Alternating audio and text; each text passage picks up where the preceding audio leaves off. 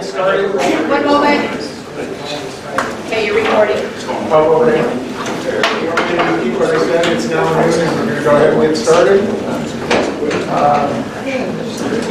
There is a sign-up sheet for those in the public who want to comment. There's two sections, one for the first comments and one for the second. So we'll get to that in just a few minutes. And the first order of business is to do the pledge of allegiance. So we'll do that.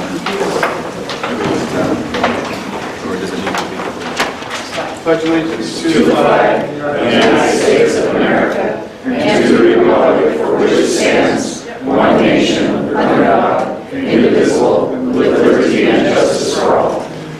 Thank you. Ron, would you like to? Okay, just sorry, let me get my book open. Okay. Right there it is.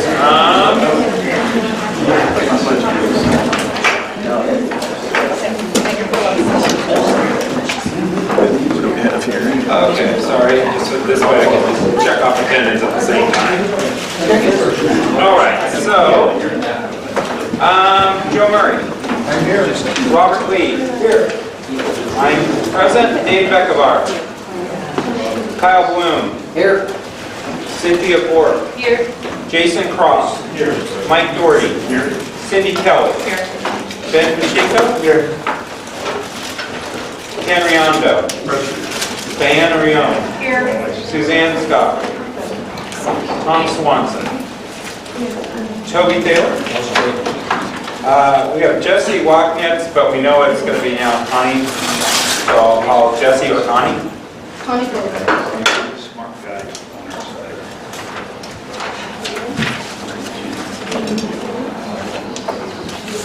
That's it? No. Josie Paul. Here. Coleman Byrne. Here. Daryl Wolf. Michael Merritt. Okay. Thanks. Are there any questions about the agenda? Concerns? Yes. I asked one question. We have new members today. Let the new member introduce herself and give us a brief overview of her affiliations that other members have done. That would be you, Connie. Now my brief affiliations with what? Your affiliations as other members have done. Oh, sure. I'm Connie Beauvais. I am here representing the Port of Port Angeles. I'm an elected court commissioner. Court staff has been very strained. Lately we're missing a number of staff members to include an executive director. And we need to have Jesse do his work down at the port. And I have been keeping up to date on what the Trust Lands Advisory Committee has been doing. And so I will be representing the port. I did sit on the Charter Review Commission. I did sit on the subcommittee that asked the county commissioners to consider this item, so I am not unfamiliar with it. I do have 34 acres out in Joyce that I manage my timber on, and that's probably all I have to say at this point. Okay. Well, that goes right into our first agenda item, which is the Port of Port Angeles request. And you all have it here. And we also have Resolution 42, which was approved by the commissioners. Any discussion about that? Hearing none, welcome, Connie. I'll get the list for people that have signed up for public comments.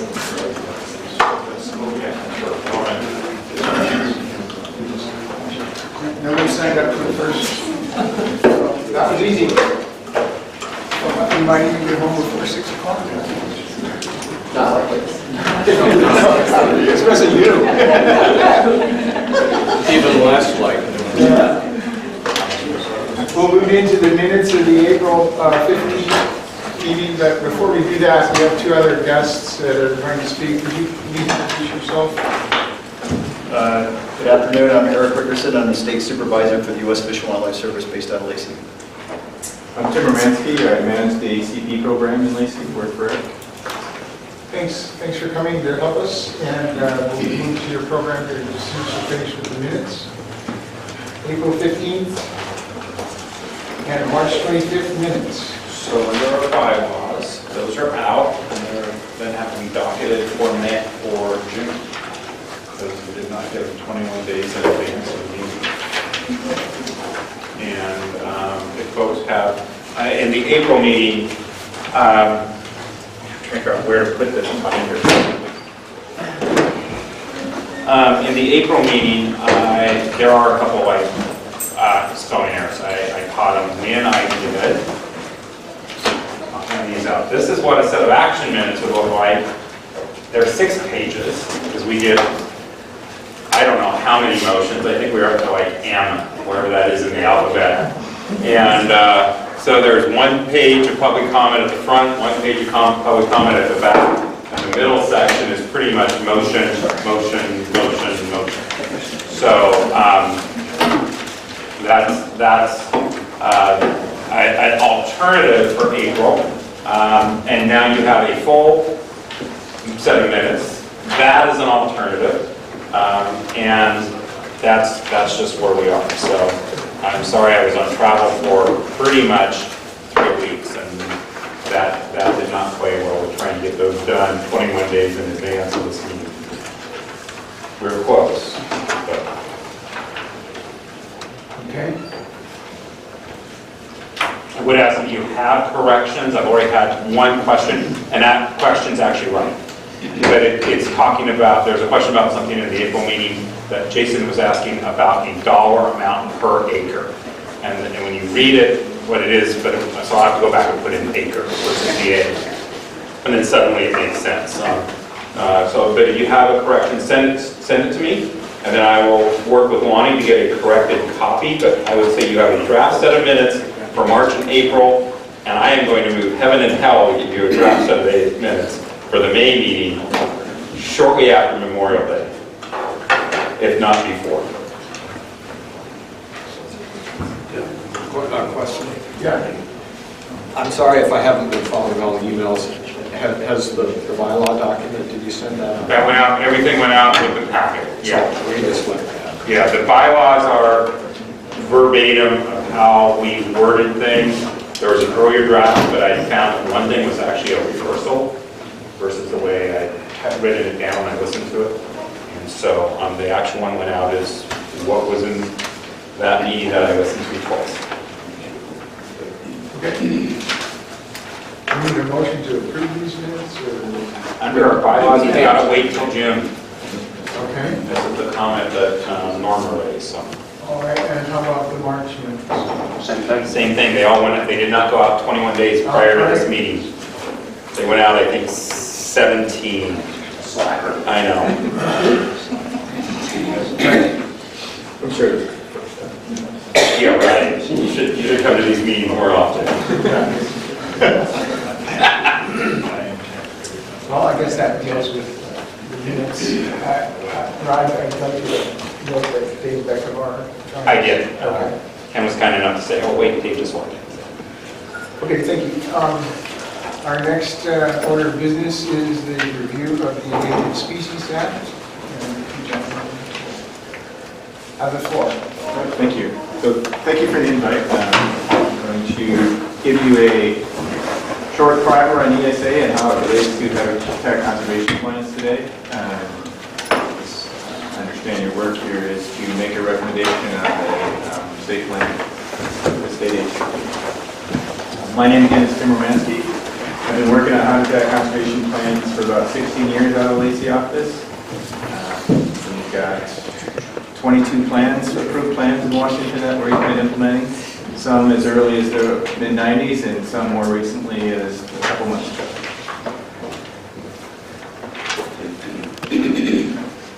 So I wanted to give you a little introduction to some parts of the Endangered Species Act. I'm going to touch on those sections that are highlighted in the slide here.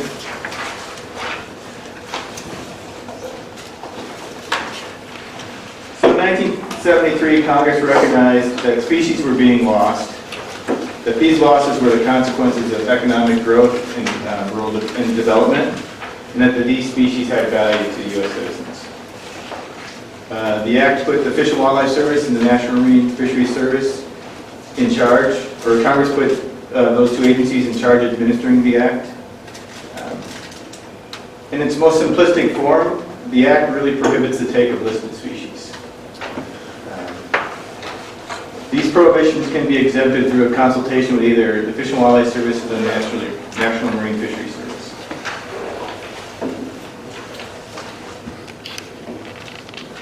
Of course, take has many forms as defined in the Act. Some are more self-explanatory, like shoot, wound, kill.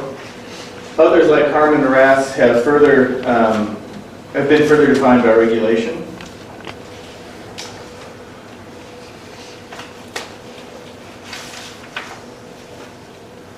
So initially, when the Act was created, the implementing regulations were focused on the actions of federal agencies only. Federal agencies were directed to consult with the Fish and Wildlife Service or NIMS when their proposed projects could not avoid impacts to listed species or critical habitat. These consultation processes culminate in either a letter of concurrence or a biological opinion prepared by either Fish and Wildlife Service or NIMS.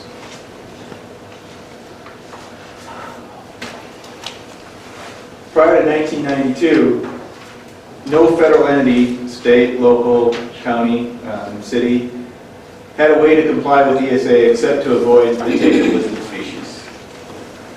So in this case, no federal nexus, no ability to consult. So it could mean that your project just couldn't occur because listed species were, in a sense, in the way.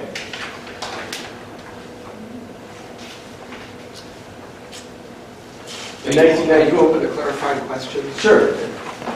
So if I'm remembering that right, that means that the only way that non-federal action activities that potentially take, the only recourse people have is to sue them, right? This was litigation, there was no other. Right. Or simply avoid take. So there was a big mess. Yes. So in 1982, Congress created a pathway for non-federal entities to comply with the law.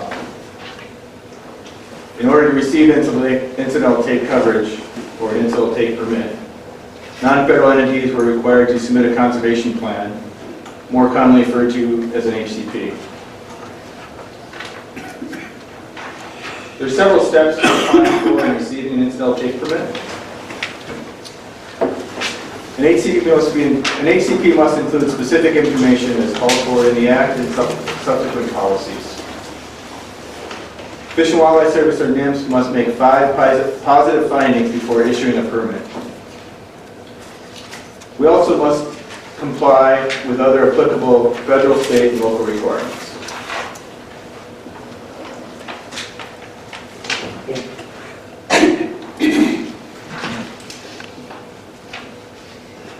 So when an applicant prepares an HCP, they have to ensure that it includes several things.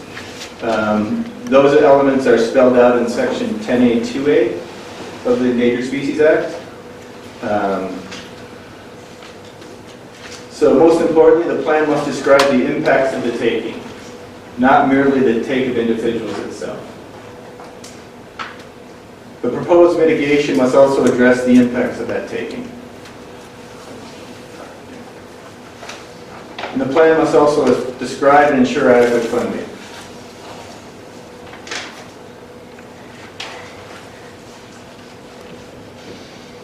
So some of you might have heard of the 5-point policy if you're familiar with HCPs at all. The 5-point policy was adopted to respond to public's concern over early HCPs and the HCP process. As a result, HCPs must include these 5 things. They must include explicit biological goals and objectives. They want the HCPs to be clear about the biological outcomes. The 5-point policy also required that a monitoring and adaptive management plan be developed. These plans should reflect the complexities in the HCP itself. So the more complex the plan is, the more complex the monitoring and adaptive management plans are going to be.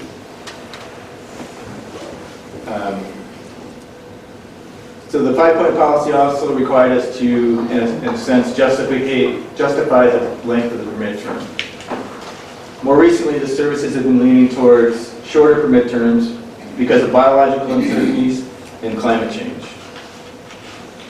And a big part of the 5-point policy was to ensure that we engage the public early and allow adequate time for public review and comment.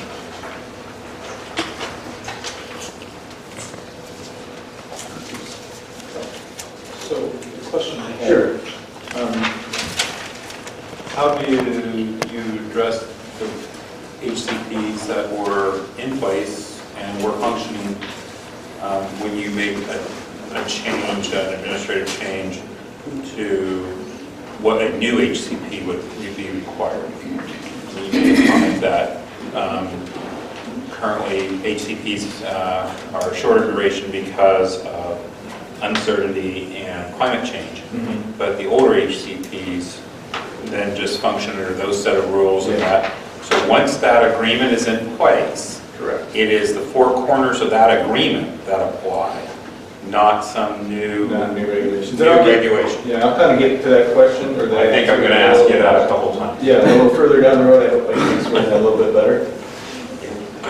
You might get asked that to say a couple times. Sure, sure.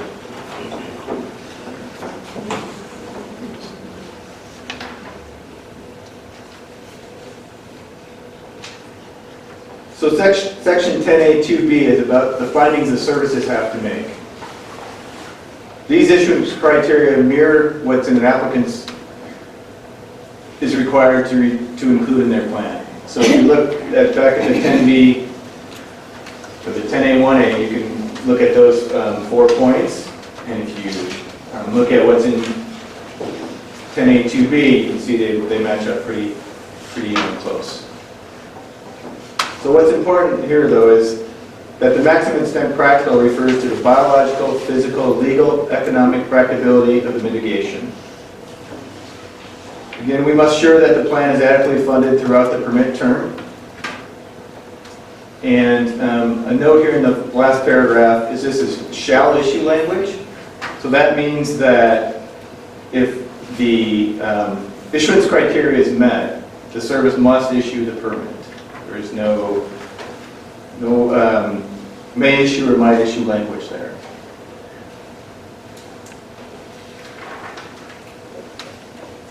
Of course, the issuance of an incidental take permit is a federal action, so we're required to comply with all applicable federal, state, and local statutes.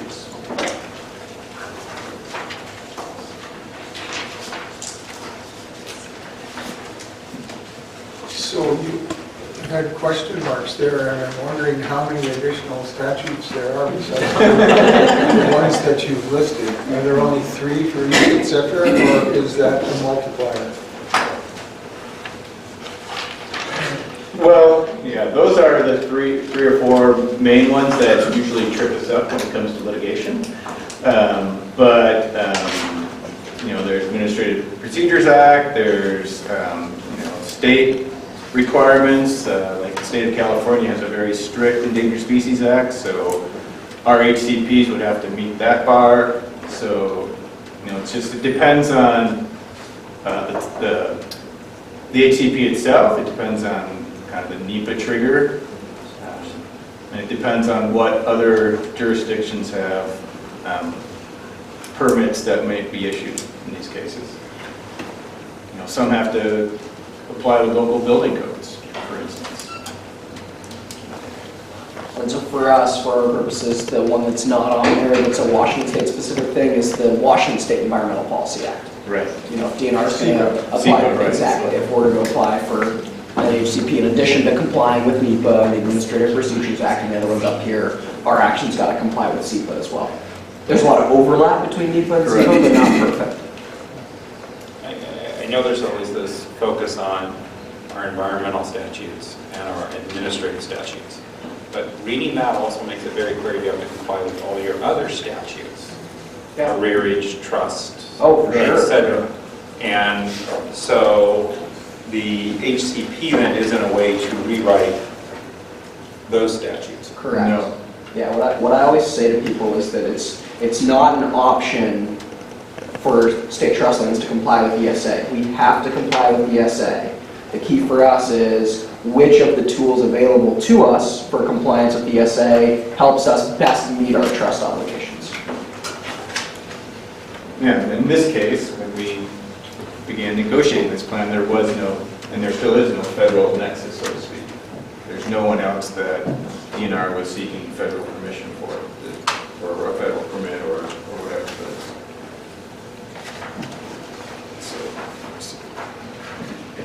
So just like any other federal agency, the U.S. Fish and Wildlife Service, or NIMS, must comply with the Endangered Species Act when issuing an incidental take permit. I have just another question. Oh, sure. Does everybody know what a federal nexus is? Could you? Yeah, so Yes, please. So like I said earlier, when the Act was first created in 1973, it really pertained to what federal agencies did. And a federal nexus is, does an agency fund? Do they permit? Do they construct? Anything like that would be considered a federal nexus. So if you're receiving a permit from the Army Corps of Engineers to build your pier, that is a federal nexus, and the Corps will be consulting under the Endangered Species Act.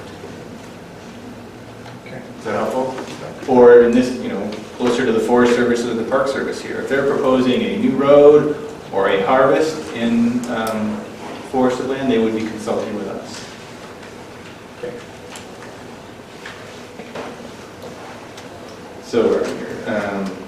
So like other consultations, the consultations for HCPs result in a biological opinion.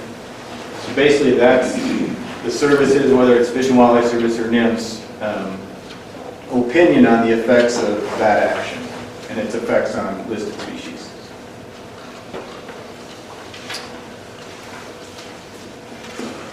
So we also have to comply with the National Environmental Policy Act, or NEPA. The purposes of NEPA are really twofold. Ensure that federal agencies describe and analyze all the environmental consequences of the action. And kind of the NEPA standard is the action on the human environment. So it's a little bit different than ESA standard, which is the action on the listed species, the effects of the action on listed species. And a footnote, unlike NEPA, SEPA, the state version, has a little more substance. Correct. NEPA is purely procedural. And also we are required to seek out and incorporate public comment into our decision-making process. So with HCPs, we will advertise these in the Federal Register, and we will ask for comments on the plans. So, proposed project. What is the scale of that? You talked about building a pier, but I mean, if there was to be a thinning operation on the Forest Service, for example, would you have to go through this for every proposed thinning operation, or could you say this type of thinning operation on this forest? So if it's the Forest Service, they would go through what we call the Section 7 process. So that's the federal consultation process. And they make the initial determination whether they believe their project will have an effect or have no effect on listed species. If they make the determination that a thinning, for instance, has no effect, then they do not need to consult with the Fish and Wildlife Service or NIMS. They can document that in their files and move forward with the project. If they determine that it is a may effect, which means it may have effects on listed species, then they need to consult with the Fish and Wildlife Service or NIMS depending on the listed species. And if you remember earlier, that's when the Fish and Wildlife Service or NIMS would prepare a letter of concurrence, which means, what is it? So we, after consulting, we make a determination of not likely to adversely affect. And then we issue a letter of concurrence to that agency, and then they've met their ESA obligations. If there is an effect, then we would do a biological opinion and issue them an incidental take statement. So they could proceed with that project even though it would take listed species. Does that make sense? Right, I guess my question was more as to size. So if So- we had 10 thinning units, would each one have to have a separate review, or could you review all 10 of them? Oh, they could batch them, sure. Yeah, Right, if they all had similar effects, similar species, they could batch them, and we do that here with the Olympics and on the Mount Baker Snow Climbing Forest. right. And the same with apparently DNRs. Yeah. Yeah, HCPs are a little bit different. I mean, they brought their overall action to us as a habitat conservation plan. Okay. So they could have brought individual harvest units to us and said, we want to do an HCP on this harvest, and then we want to do an HCP on this harvest, but that doesn't make sense. That doesn't make sense. Yeah. Okay. The Forest Service does that at the same time as well. They may, in their scope of work, and that's what's really important for helping us analyze what those effects are. They could say we have timber harvest scattered across this landscape. Here's the listed species that may be affected, and then we can move forward. There's also a tool that if it's large scale or recurring type projects, whether it's thinnings in areas or the Corps doing levee maintenance, they can enter in or they can develop a programmatic biological agreement. So for all those activities, once we consult on them, if the Corps goes year after year, they can conduct those activities the same way. They don't need to consult with us each and every time. They're covered for the length of that programmatic assessment. Thank you. Yeah, sorry. Can you loosely, probably at this point, give us an idea of a best and a worst case if the county took back these lands and it was no longer under DNR? What would the process look like for the county to thin the trees or do anything else? Can we maybe table that for the end? And I think that's going to be the bigger Okay. discussion here anyway, so. That's fine. Can we hold that? Sure. Who's responsible for enforcing this on a daily basis, Enforcing, these regulations? Let me give you Okay. specifically what I'm talking about.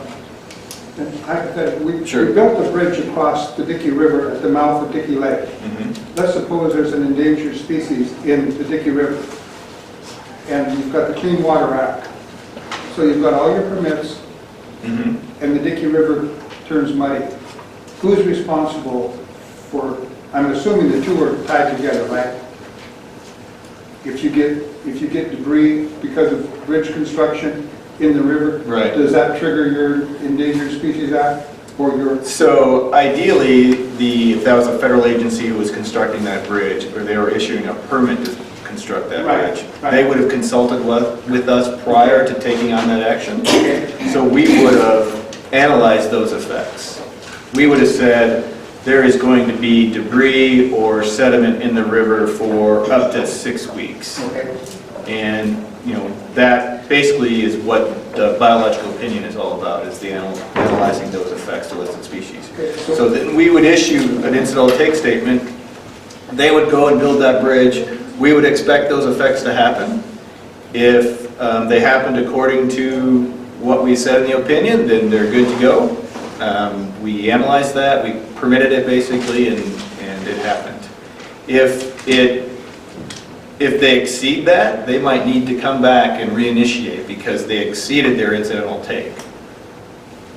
Does that help you? Okay, now, you get an unusual, we have 3 inches of rain in June. Right. Does somebody issue a stop order, or you just keep where you say, that was considered in the possibility when you issued the permit? I would say that's probably not an effect of issuing a permit for the bridge. Okay. The bridge didn't cause the 3 inches of rain, it didn't cause the high flows. Okay, now, but it screwed up the clean water. The bridge did, or the slide? The construction near the bridge. I mean, you're gonna fill, you gotta fill the approaches. During the construction of the bridge, because of weather, you had. Right. So the Clean Water Act in Washington is either, has been delegated down to ecology, Okay, and then also if that bridge required a core permit for fill, okay. they would have to address those impacts as well. It wouldn't be ESA that looked at those Okay. things. All right, thank you. Okay? The only other thing along those lines is if those, that either ecology or the Corps didn't address that issue, and like either reinitiating some consultation or remediation of that, then certainly you could have a third party sue if they didn't take appropriate action. So that's, oftentimes when you hear litigation, it's a third party, it could be a watchdog group, it could be a neighboring landowner that felt that either the biological opinion, the standards in it weren't followed properly, therefore you had sedimentation, or because of a natural rainfall event, the permitting agencies didn't, reconsult or go back in and look at maybe some remediation perhaps. So that's oftentimes where your litigation comes All from. right. Sure. You mentioned that Washington wouldn't come to you, state of Washington, DNR wouldn't come to you with HCP on a harvest unit level, because that wouldn't Right. make any sense. Can you give us an idea of what the no less than time turnaround on that process to get to a biological opinion would be? It won't be any less than like a 6-month process when you enter into it, and obviously you want to build up to have something that's kind of worthy of going to you and engaging in this back and forth, and So, these are years, months and years. so I would say there's no typical time for Yeah. someone to complete an HCP, and I'll talk about that a little. Sorry, were you asking about the length of time to do it, or the length of the action that's going to be covered? No. Like the time. The first kind of determines the second. So Right. I'm just trying to get an idea for everybody on that this process you don't want to have to do every month, because it's a month-long process to do, so you kind of scale your project accordingly. So this is like a months and years long process. I mean, there's a lot of things that Days and influence the time of how long it takes to do an HCP. Yeah. There are mandatory time lengths, comment periods that we can't affect. 90-day type thing. 90-day comment period, 60-day comment period, 30-day cooling off period, 30-day scoping period. So we're at like 6 months type on the inside. There is, Yeah. on the very inside, I would say No less than. on a medium complex HCP, Yeah. a couple species, fairly, a year to 18 months. Okay. From the time that you engage us Yes. with a pretty well-baked plan Yes. until the time that we do a biological opinion and issue a permit. Perfect. Okay. Some have taken 2, 3, 4 years, 5 years. Some of that is applicant driven, and they, kind of put it away for a while and then come back. So it's how committed you are to actually doing that plan as well. But probably no less than. No less than 2 years. Okay. That's. Just, on the upper end, right, for DNR, we've got a 1.6, 1.8 million acre HCP, just trying to finalize our mirrorlet strategy. One species in that HCP has taken us a long time. This current iteration, setting aside the earlier efforts, Right. we're on close to 5 years now, and we don't have a draft EIS on the street, so we're not within a year of completion. So, it can take a long time. But Jason, you should know that it's not real. Yeah, no, I'm not putting that on their feet at all. I'm not trying to find at fault. I'm trying to give everyone an idea of plan on this so that you know, so that you understand. I'm not assigning any fault or anything. I'm just saying, if you're going to do this, get ready for this amount of paint. And that's It doesn't matter whose fault it is. Recently, One small piece, all the All the work that has to referring go into it. to getting ready That's to right. do that. Yes. Just wanted it out loud. Yeah. That's all I just wanted it out loud. Maybe worth going back to Tom Swanson's statement is, assuming that this was to occur, it might be in the best interest of the county under that assumption to operate under the same HCP. If it could be done. And he had thrown that out. I remember watching that twice and reading it twice. So, Thank you. sure. Yeah, the one thing I wanted to add, because of the complexity and the time frame you were talking about, kind of as a state supervisor, I got to look at what resources or staff I'm going to commit. So we're pretty serious in the initial discussions we have with folks, ensuring that they are, they fully understand the process, how much time it's going to take. Oftentimes, it's going to require hiring of consultants that are used to writing these type of plans, because it takes a lot of work, as Tim tell you, a years of work. So before I kind of pull the trigger with staff here in the state of Washington, I want to make sure an entity, whether it's DNR or a private developer like we have in the prairies, is very serious about moving forward, and then we're like, okay, we'll engage and we'll start that process.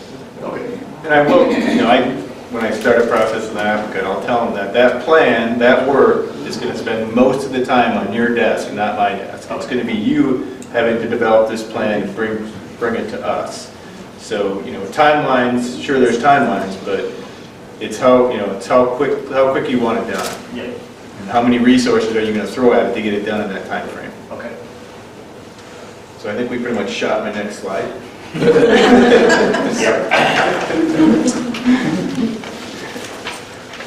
So, back to the 5-point policy, it prescribed minimum timelines for public review and comment. If an HCP is accompanied with an environmental assessment, or an EA, it's a minimum 60-day public comment period. That jumps up to 150 days when an HCP is accompanied by an environmental impact statement or an EIS. And that includes 30 days of initial scoping, which may happen at the very beginning of the process. I believe we did scoping on the Merlette. 2 phases. 2 phases. And then a minimum day. Oops, sorry. This time. Ouch, yes. And then a minimum 90-day review and comment period on the draft EIS. And then we will finalize the EIS and finalize the HCP and go out for another 30-day public comment period. And then we can make our decision. And that's the biological opinion, that's the Section 10 findings, which we'll talk about soon. Or I think we already talked about. And that's our biological opinion, the findings, and the record of decision for the EIS. Those are all documents that we have to prepare once the EIS, the final EIS and the final HCP have been out for public comment.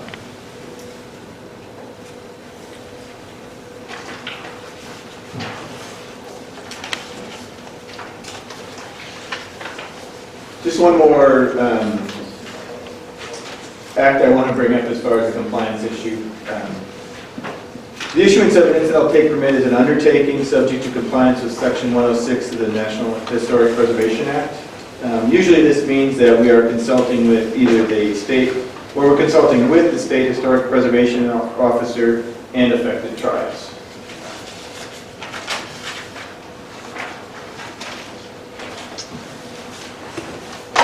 So I like to call those like the big 3 things that we need to really track and do as part of advertising and finalizing one of these ACVs.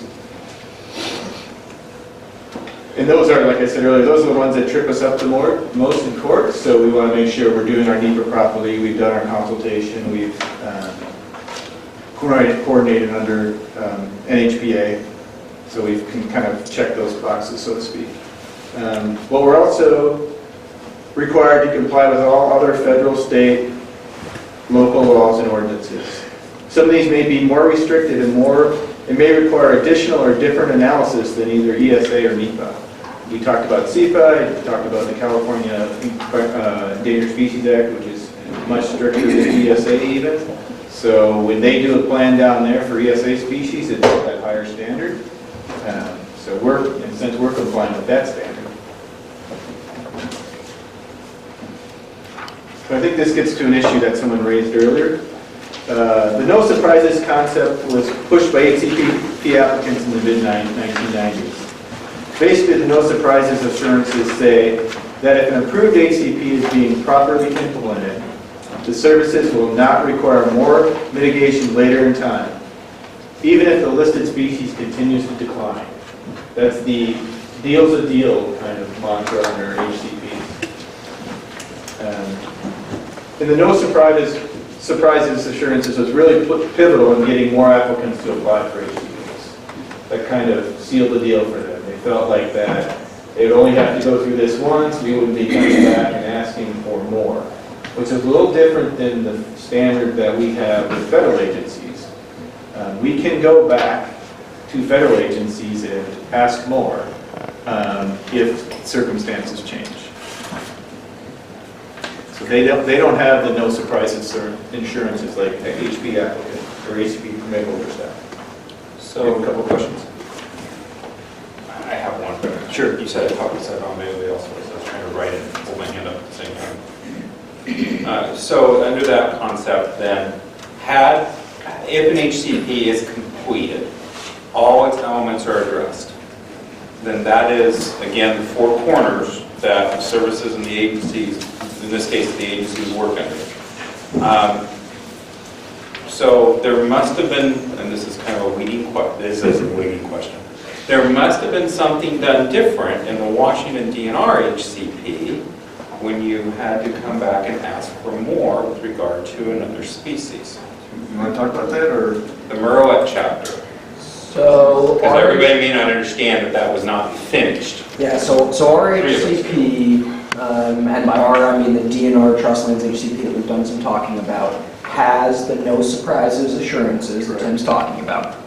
There are clauses in the implementing agreement that cover unforeseen circumstances and extraordinary circumstances. And they imposed pretty stringent restrictions on services for really high bars they would have to meet, and then compensation if additional mitigation was required. The murrelet is a bit of a unique case that I would argue does not, it's not intended to be a workaround for the no surprise assurances that were built into the HCP. It was merely a reflection, and you could disagree with me, it's clear from your face to do, but it was a reflection of the reality that in 1997, or more realistically in the early 90s, when we approached U.S. Fish and Wildlife, and we said, do you think we want to talk about an HCP? Well, what species do you want to cover? Well, we think we want to cover fish and owls and murrelets is the big thing. We talked about what basis we had to make good conservation choices around the murrelet and what information we could bring to bear to allow them to write a biological opinion that would give us 70 years of coverage, right? Our HCP has 70 years with 3 extension options. And the reality was we did not know enough. DNR, as a proponent, did not know enough about where and how murrelets were using our land at that time for them to be able to do what they had to do to give us a permit for murrelets. So what we did is we agreed to an interim strategy that was largely based on information gathering. We committed to a series of studies, we committed to extensive surveying, and then once that was done, then we would do what we're doing now, which is come to the table and negotiate a draft long-term plan. The thing that I always try and stress to people is that oftentimes people are pegging the long-term conservation strategy off of the interim conservation strategy and saying things like, well, the murrelets continue to decline, therefore DNR's long-term strategy must do more than the interim, or DNR can do no more than the interim. As far as I see it, the interim strategy was a tool for us to protect the murrelet in the near term and to learn more about it. The long-term strategy isn't intended to be benchmarked off the interim. It could do less, it could do more. It's based on the issuance criteria that they put up earlier. We have to ensure that we're minimizing and mitigating our take to the maximum extent practicable, that our actions aren't appreciably reducing the likelihood of survival and recovery. And so I would argue anyway that while it's a little goofy and certainly has been very painful for us and U.S. Fish and Wildlife to try and move from that interim strategy to a final, it's not that we didn't get the no surprises clause. Sure. Isn't no surprises and adaptive management kind of big cross? They're a little bit at odds, yes. Like I said, adaptive management came out of the 5-point policy. There was some that would argue that we didn't know enough about a particular species that we could, in fact, issue an incidental take permit for that species. So the adaptive management process was a way to address those uncertainties and still move forward with an incidental take permit. So they're, on the face of them, they're at odds, but we're not going to go back and change our adaptive management strategy that we approved because we need more now. We need you to look at something different. But it was a way to address uncertainties. So uncertainties we had, uncertainties that the public had. They were looking for that kind of checks and balances in HCPs that they weren't seeing in earlier versions. So the very last line there, I can't remember the legal structure. What are the provisions for, you call it getting around or whatever, what provisions allow avoidance of the no surprises assurances? What standards apply if the To get around the no surprises? Yeah. We would have to be, I believe, at a jeopardy situation. So the species is jeopardized with extinction. And we would have to expend all our other resources to try to resolve that before we could go to back to applicants and ask for changes to their plan.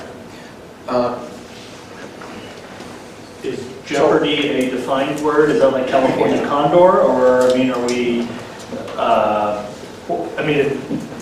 Is that a kill, threaten, or is that a harass?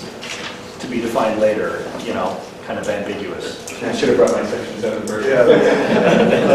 Basically, you're jeopardizing the continued existence of the species based on whatever action you're looking at. And as Tim said, if the species is really declining rapidly, we would try to address any of the consultations we have with the federal agencies first, and then whether we had the resources to go back and work with the ACP folks, but they'd have to be willing to work with us on that because of the no assurance, the no surprises assurance. So trying to frame this a little bit, this is a very interesting discussion. So you have an HCP, and you have this whole series of HCPs covering, programmatic HCPs covering forest land. Right. And if you have one of them, they have different provisions for different blocks of the land. And the no assurances says, well, you have to get to a jeopardy standard, but you're not going to get there with one of them. Would it be fair to say that if you got problems with one, but you can't, to use Jason's term, you can't blame it on one of them, you're kind of spreading the obligation to the others? I see you nodding. And it's not so much an obligation. I think, like Eric said, we're going to go to the Forest Service and we're going to have a discussion with them on how they can address that issue of that species decline, because some of the habitat's going to be on Forest Service land as well. So this leads right to the politics of the Northwest Forest Plan, where the obligations get stuck on the public lands, right? Federal lands more than state. Right. Yes. I mean, if you look at But that's because it's a federal action. You got to go back to when you talked about the basis for the act. Right. And it said it applied only to the feds and the federal actions. And then it was eventually brought into deal some local actions if there was a federal nexus. Well, sure. Well, there was always that federal nexus even since '73.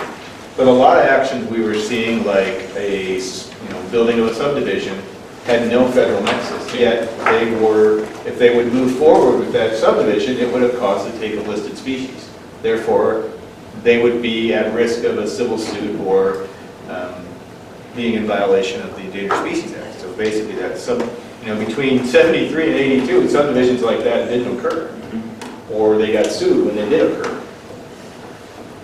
One thing I wanted to add, you talked about the jeopardy analysis. Whenever we're doing our consultation process, when we do that analysis, it's how is that action impacting the species as a whole within the range. So in the case of murrelet, we take in Oregon, Northern California, and Washington in that analysis. So it would have to be pretty egregious to drive that population. So that therefore, if it's wholesale forest management changes by a federal entity with the Forest Service, that would weigh in heavily. Once you go through that, if we determine there's no jeopardy, then we start refining the analysis down to the project area, and we look at determining what is the allowable take. So I'm just trying to show you how we look at the project in the broader scale and then move that down. So the status of the northern spotted owl, while locally might be getting up to your jeopardy level, within the range of the Northwest Forest Plan, not in jeopardy? I mean, that's one vision for that, yes. I mean, you could, your small impact might be really egregious, right? But as you blow that up over the size of the population, that begins to look less egregious. But you're saying that you would not then, even though it is not doing well, the northern spotted owl in particular on the peninsula is not doing well. It's not in jeopardy because within the range, you're saying you have to look at the range of the scope of that action, which was the Northwest Forest Plan. we don't just do jeopardy determinations. We do it when someone comes to us with a federal action. So if the Forest Service was, for instance, going to redo the forest plan, and the forest plan is going to look different now, they would come to us with that different action and say, we want you to consult with us on this action. That's when we would do the jeopardy determination.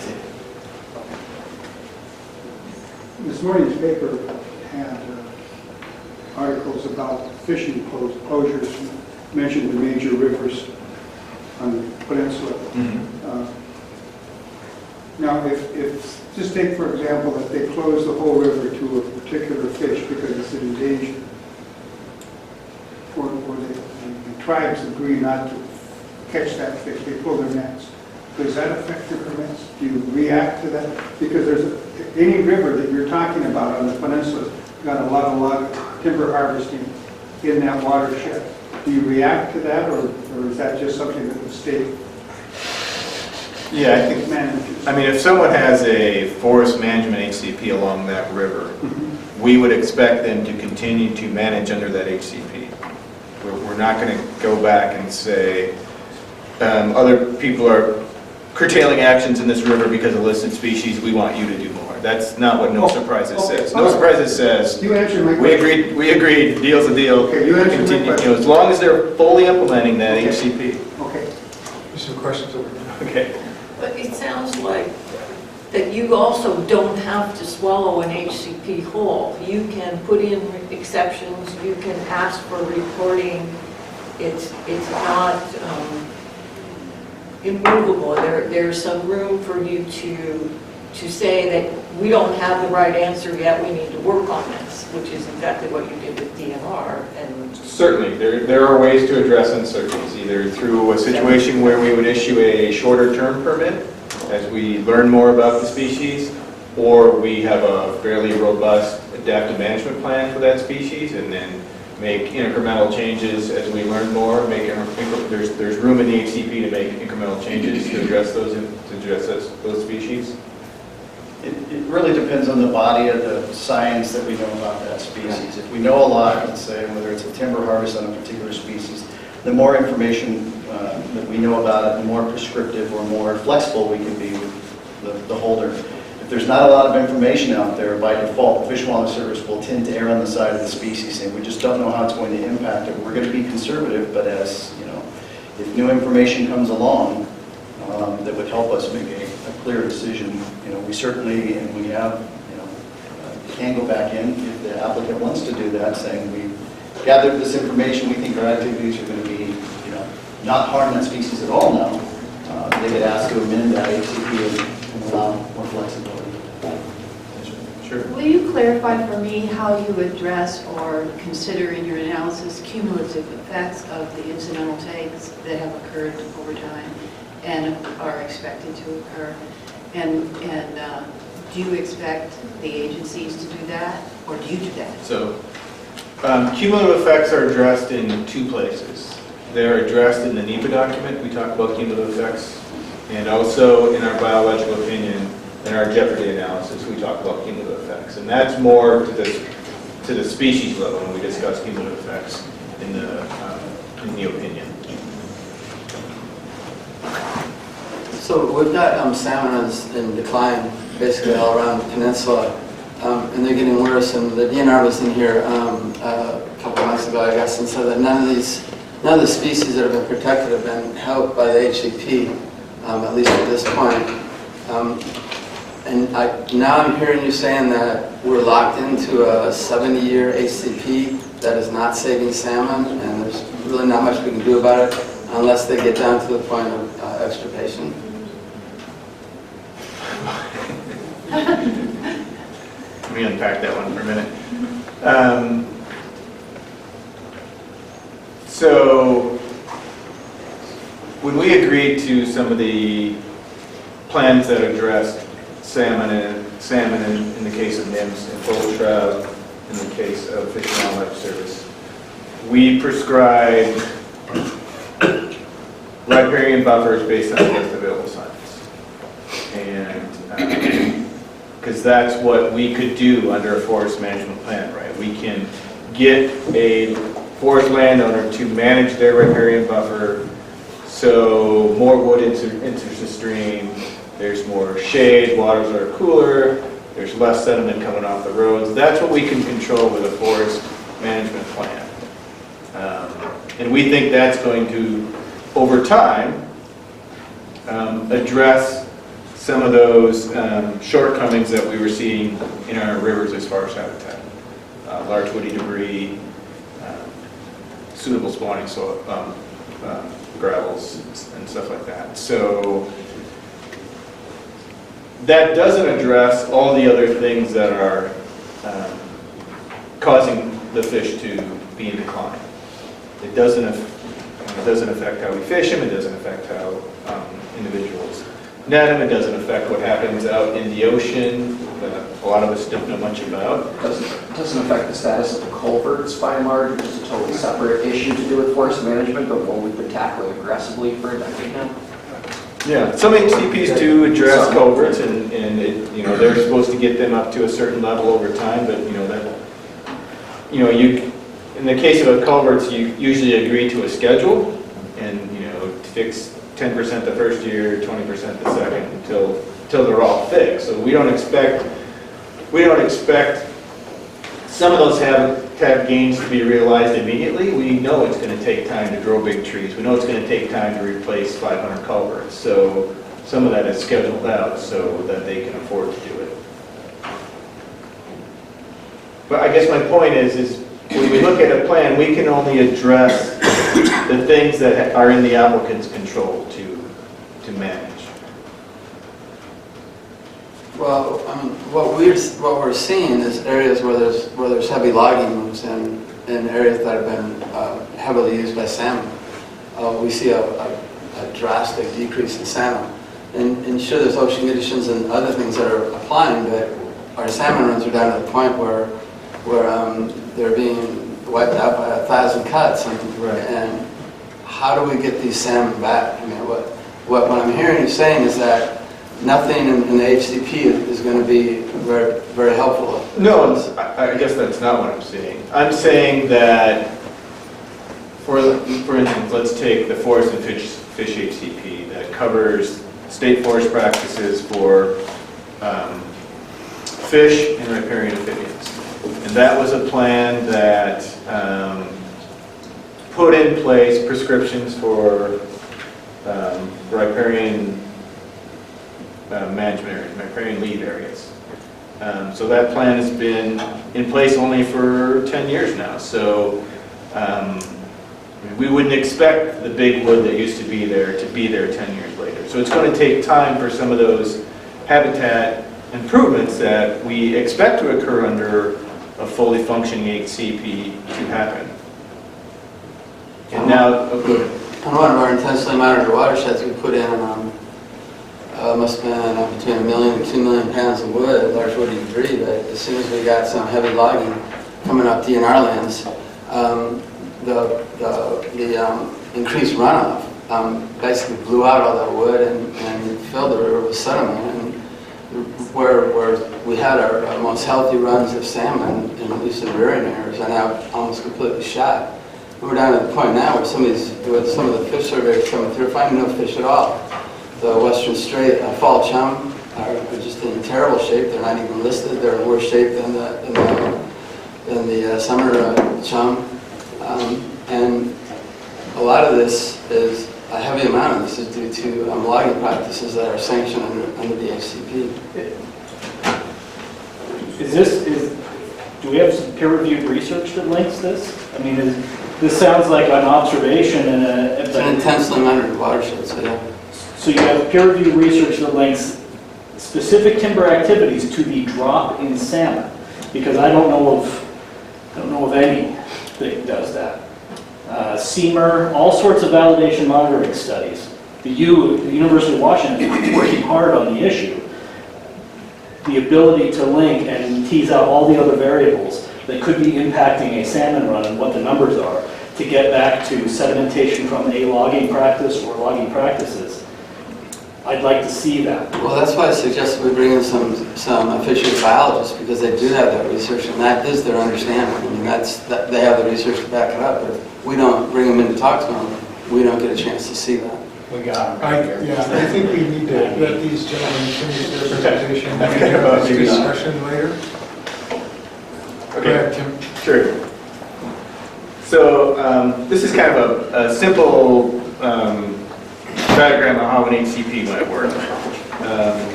Certainly if a species is listed, you would assume that there's been some decline in the species status, right? You can also assume that a proposed project could have an additional negative effects on that trend. So driving that species status even further with a proposed project. So, before you, sure, I've got a group of these questions, how do you look at this? Assuming that that project affects on the trend, and that shows a significant effect over long term. But, and maybe you talk about this, it's not in your slides, so maybe you're going to talk about this. But what if you took the light, yet what to me is a light gold line, Top line? the effects line, Right.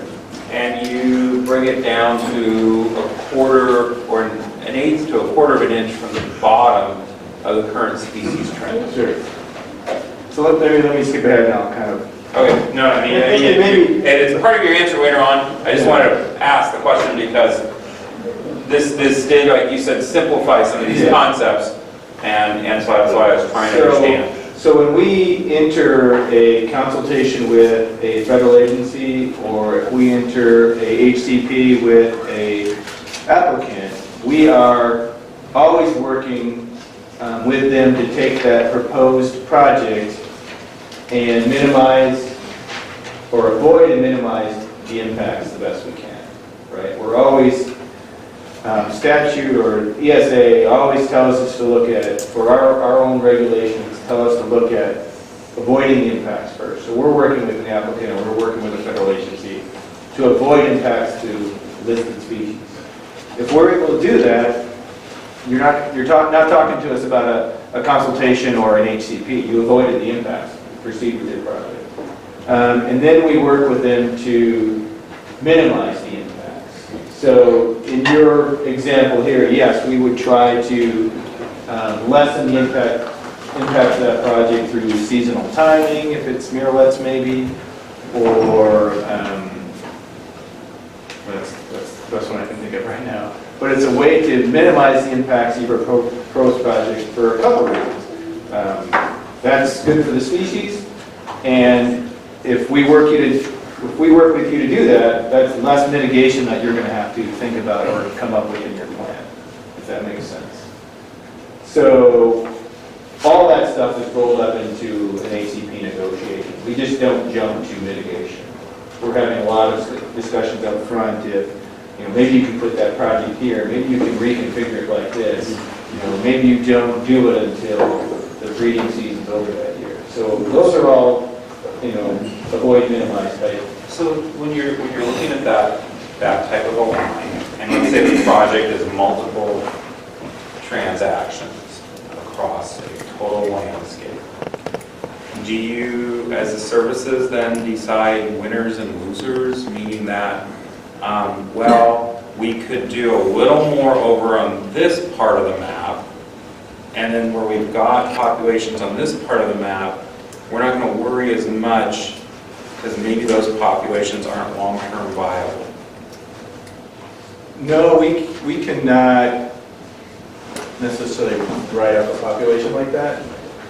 We would, So then your prescriptions would be kind of universal in how you would address that population or that species, trying though making some variations for the location and the locale. Let me maybe rephrase that.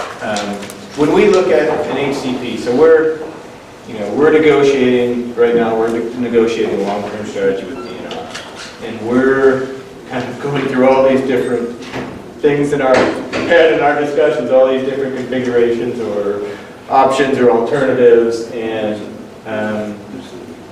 when we go through this process of the EIS and the public comment period, if we get to the point of a final HCP, it'll be based on one of those alternatives, or it'll be based on one of those alternatives, basically.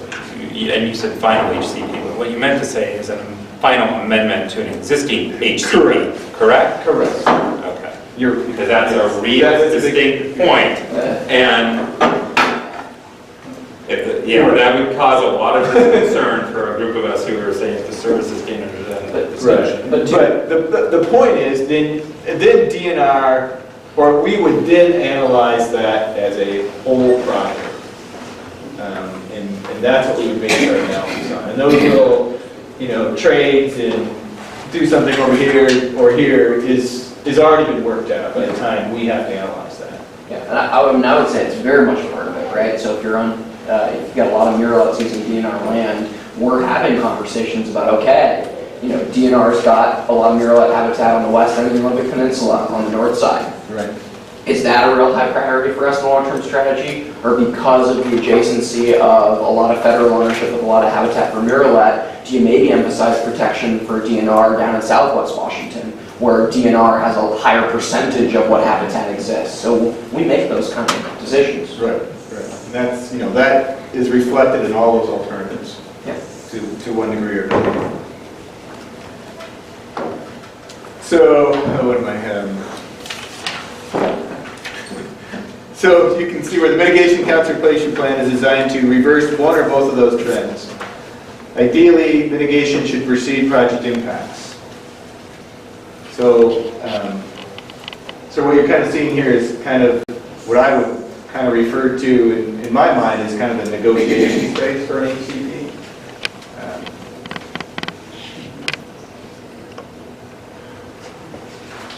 What do you mean by negotiation? This is the response envelope. This is, what does that mean? Yeah, so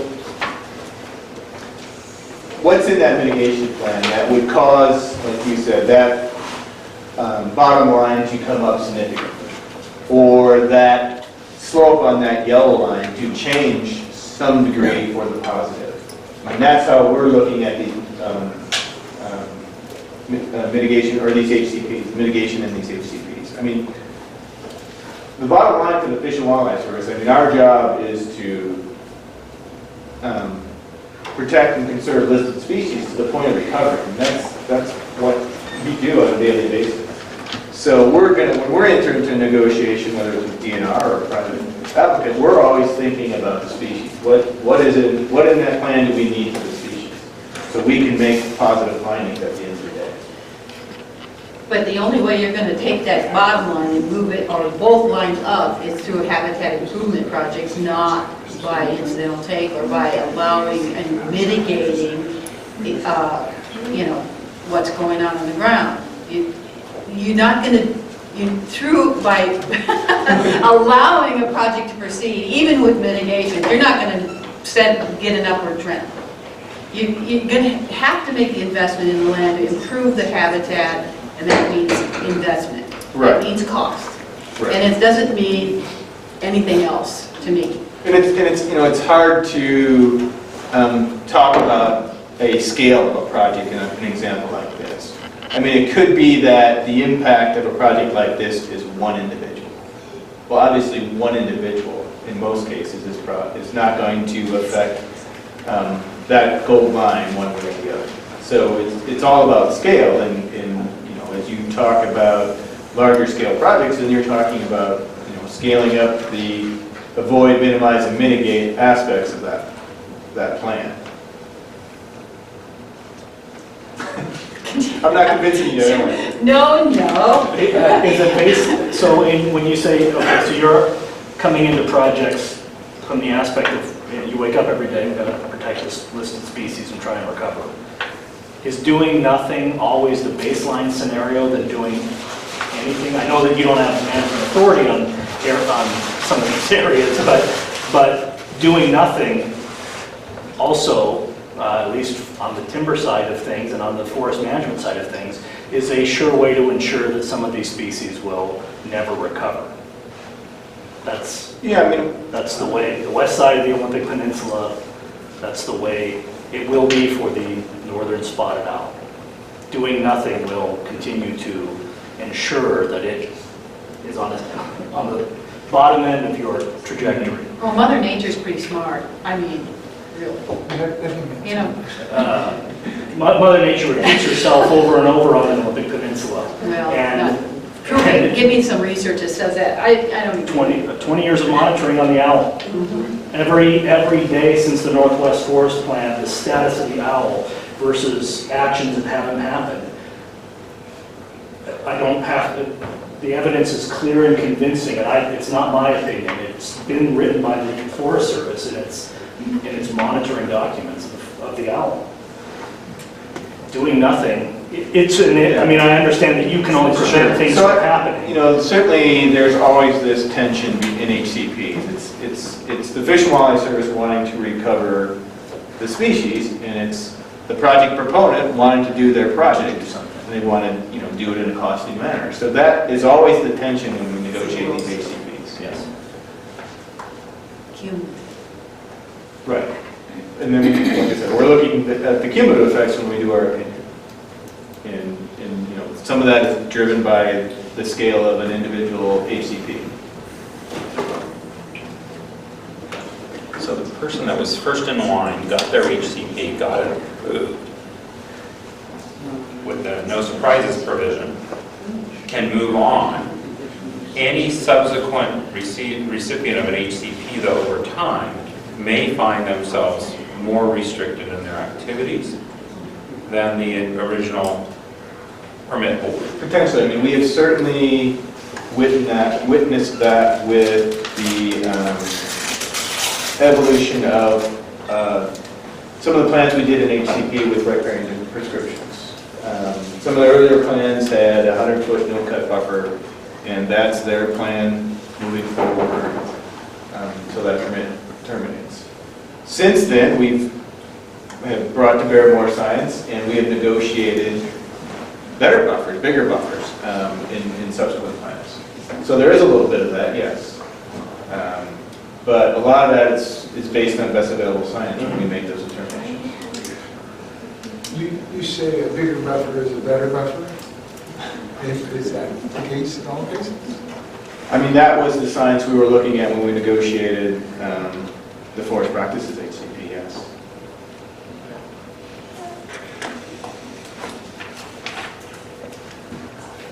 So, should we move on? Because we all know wildlife doesn't necessarily pay attention to land ownership. Lots of species in their habitats exist, even depend on privately owned lands. HCPs and incidental take permits were originally envisioned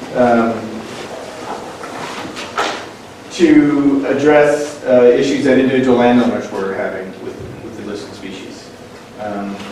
But if you think about it, agencies and local communities have collaborated to create plans that are more inclusive, cover multiple species over large landscapes and across several jurisdictions. And we think that can provide permit coverage. We think that provides permit coverage as a public benefit. So there's benefit into negotiating something like the forest practices HCP, where all the individual forest landowners out there who apply for permits with the DNR for harvest are covered under the riparian prescriptions in that HCP. That is a lot more efficient for both DNR and us than having individual landowners come to us and negotiate their own HCP when they have listed fish in the streams near their forest plants. So The key benefit really comes down to certainty, long-term certainty under that HCP that you have, if you're a timber operator working with DNR and things, and so that's the real, that's kind of when we talk to folks, this is what you're, for all the work that you're going to put into it, aside from the no surprises assurance, this is, as we've said, you can't back out those negotiated and agreed upon. That's your landscape moving forward, if you will, in the time of that permit. So just kind of an idea of what's been going on in Washington over the last, almost 20 years now since the first HCP. So in Washington, we have over 12 million acres covered by one HCP or another. Forest and fish covers about 9.1 million acres of statewide lands, or million acres statewide, and that covers the riparian prescriptions and road management, including fish passage on those forested lands. State Forest, the State Forest HCP that's the focus of this committee is, I guess, 1.8 million acres, but maybe 1.4 million acres in the range of Spotted Owl. 1.4 in the range of the Mirror Okay, then 1.8 million in the ranges of Northern Spotted Owl. Then we have some other HCPs that cover private timber companies like Fort Blakely, Plum Creek, and then we've done several HCPs now with major municipalities like Seattle, Tacoma, City of Kent for their water supply. And with those, Plum Creek maybe in particular, the warranty travels with the land, is that right? Yes, and we've had conversations with Weyerhaeuser, and we've exchanged letters, and they've agreed to implement those HCPs in Washington according to the way Plum Creek did it. Okay. And they're probably keeping on some of that staff in the near term to help them with that.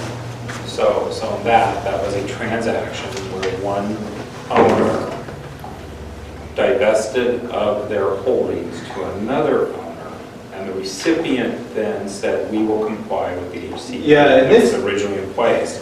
And that did not change the terms, conditions? Actually, in this case, Weyerhaeuser bought Plum Creek lock, stock, and barrel. So they're actually Plum Creek now, and they are implementing the Plum Creek HCP. If that makes sense. They didn't come in and need to enter into a process with us that would transfer that HCP from one company to another company. They come in and said, we are now that company, and we're going to continue to implement the HCP.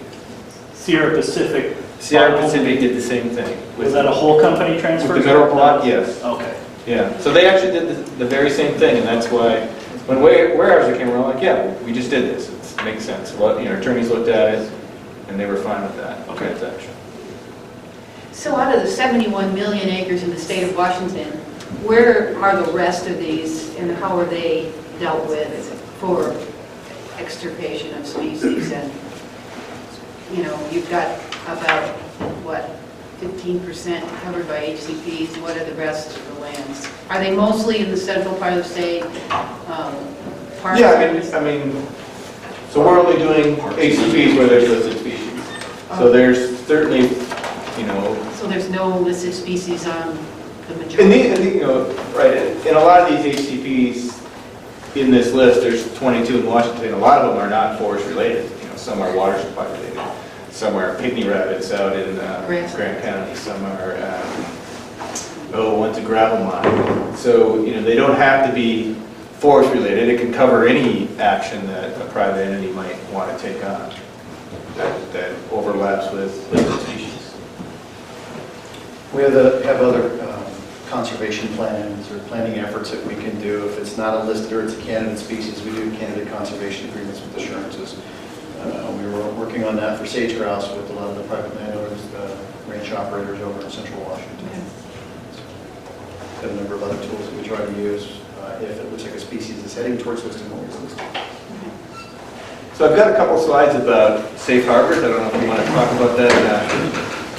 So, as Eric mentioned, we have other tools at our disposal. Oh, I'm sorry, I'm one slide behind here yet. So maybe a couple HCP slides here yet. One of the strengths of the habitat, the HCP process, is that it's inherently flexible. We work with the applicant to address their needs. Like I said earlier, it's an applicant-driven process, and it's a voluntary process. So applicants are coming to us wanting to do these with us. So again, it addresses their specific needs and provides them with durable legal certainty under ESA. in exchange for conservation measures in that plan. So now maybe we're talking about safe harbors.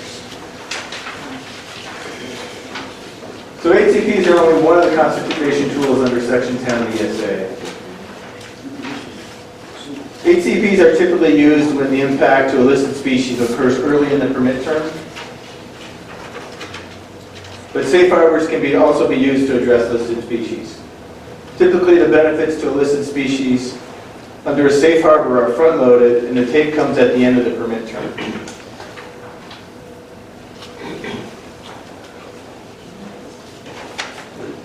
Safe harbor agreements are designed to increase the amount of habitat, the numbers of individuals of a listed species, or reduce threats to a listed species. They are designed to promote recovery on non-federal lands and provide a net conservation benefit. That's a little bit different standard than what you'd see in an HCP. So when the when the Fish and Wildlife Service approves a safe harbor agreement, NIPS doesn't do safe harbors, we must make these positive findings. Again, that there's a net conservation benefit, that benefit contributes to the recovery of the species, and cumulatively, if several of these HCPs or several of these safe harbors were implemented on the same practices, that would increase the number of distributions of that population. So those are the findings that we're making on a safe harbor as opposed to what we talked about earlier, mitigate the maximum extent practical, not preclude. Incidental. Right. Appreciably Appreciably reduce the recovery of the species in the wild. So the Fish and Wildlife Service, So the Fish and Wildlife Service issues is what we call an enhancement of survival permit.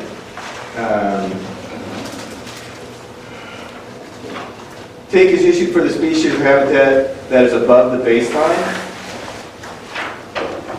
And then,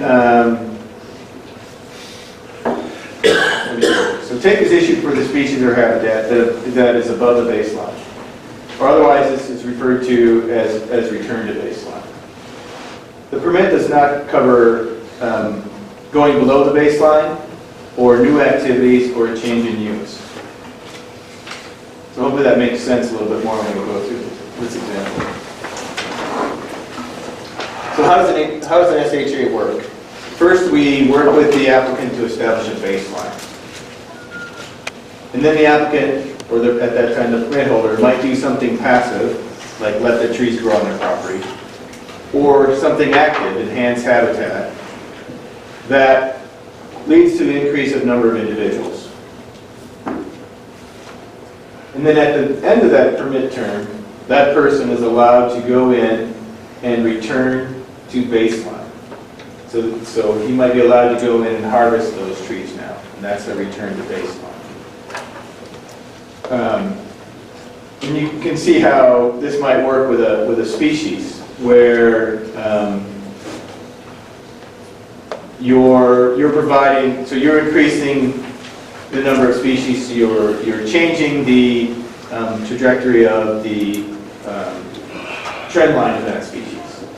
And that improvement might last beyond the term of the permit because you temporarily increase the number of species, maybe they've dispersed off that property and gone into other areas, so you're increasing the number, and then, so again, that benefit might go beyond the term of the permit.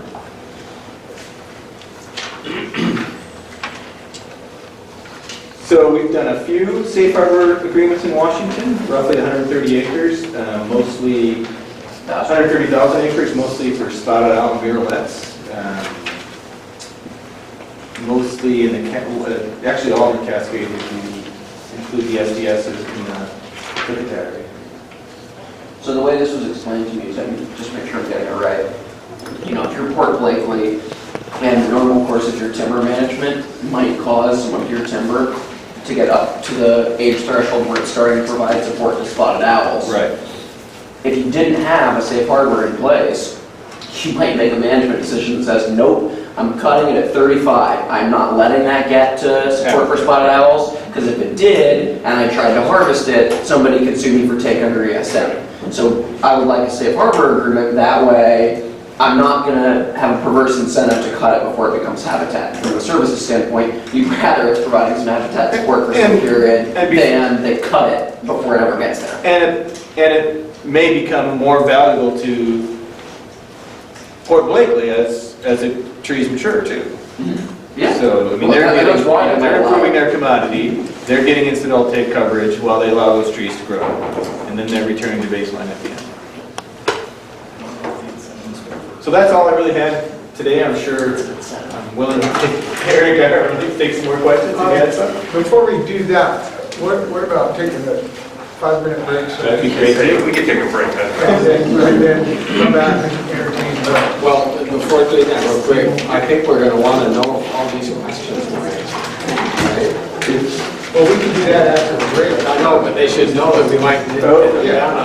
Should we make copies? You can't leave. No, they're in there. Can I take my homework home? Gotcha, so. If you need to, There was a bunch of them right here. Yeah, Okay, so there's some folks know that there are copies there. I mean, that's why I was trying to get it. Drawing this down.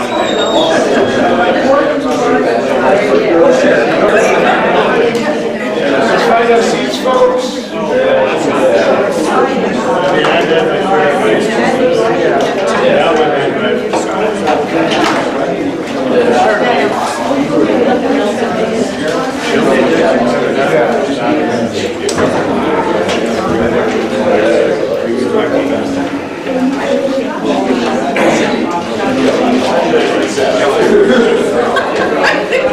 You want me to write my, pretend I get on my bike before you leave? Okay, in your handout, folks,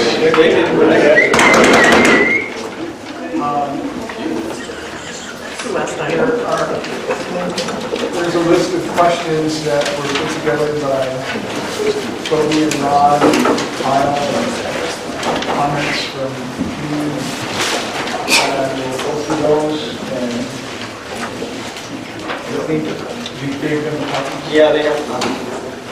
So why don't we start with those, and then we'll move into general discussion, questions from the floor. Does that work for folks?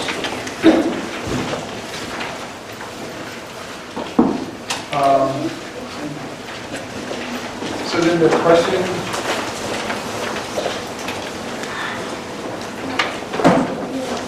the first question is difficult to answer, I guess. What issues arise under the state's habitat conservation plan and the ESA with regard to reconveyance of the 92,000 acres from the state to county?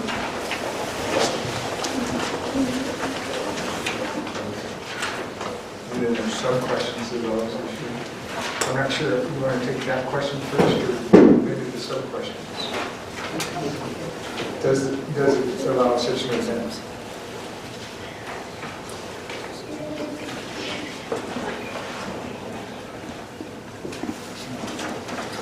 Yeah, so we're talking about number one. Maybe we should take this A1, I think. A1. I mean, I think there's a couple avenues here that lead to different end results, right? So if Clallam County says we're going to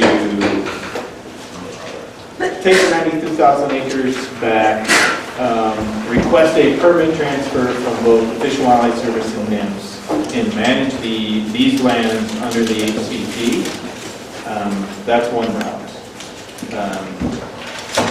If you're simply talking about withdrawing basically withdrawing 92,000 acres from a 1.1 million acre HCP, that's something that was not contemplated when we agreed to the HCP. Usually HCPs have some level of land transactions that we don't care to see because they're so small and they occur on a forest timber companies exchange, buy and sell lands all the time. So when we So when we're implementing some of these HCPs, some of those small land transactions, we don't even see. We just know what's going to go on, we've analyzed it, and we would call those, minor amendments or minor changes. Or for example, our HCP requires us on an annual basis to provide them a report of a lot of different things, monitoring efforts, staffing management, etc. And one of the things we report them on is all the land we bought and sold, so that if for whatever reason it rises to a more significant level, they have the information in front of them and can do that analysis. So what's a significant level? Each HCP is different. So is 92,000 acres significant? I would say that when we negotiated the HCP with DNR, we did not contemplate that level of withdrawal from an HCP.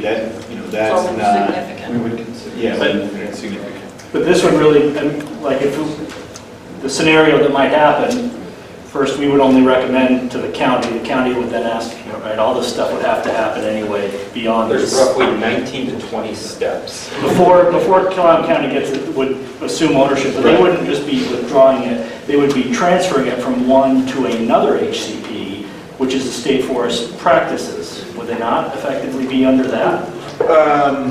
I mean, so you'd have only a net change. So I think when Steve Bernath was here, he talked a little bit about that. Yeah. So a few differences between the state lands HCP and the state forest practices HCP. I would say the state lands in one way is more comprehensive because it addresses more listed species, and it has the ability to add other species as they become listed. There's a mechanism to do that. And when I say more listed species, I mean both upland and riparian species. So basically fish and wildlife and amphibians. Or just fish, listed amphibians together too.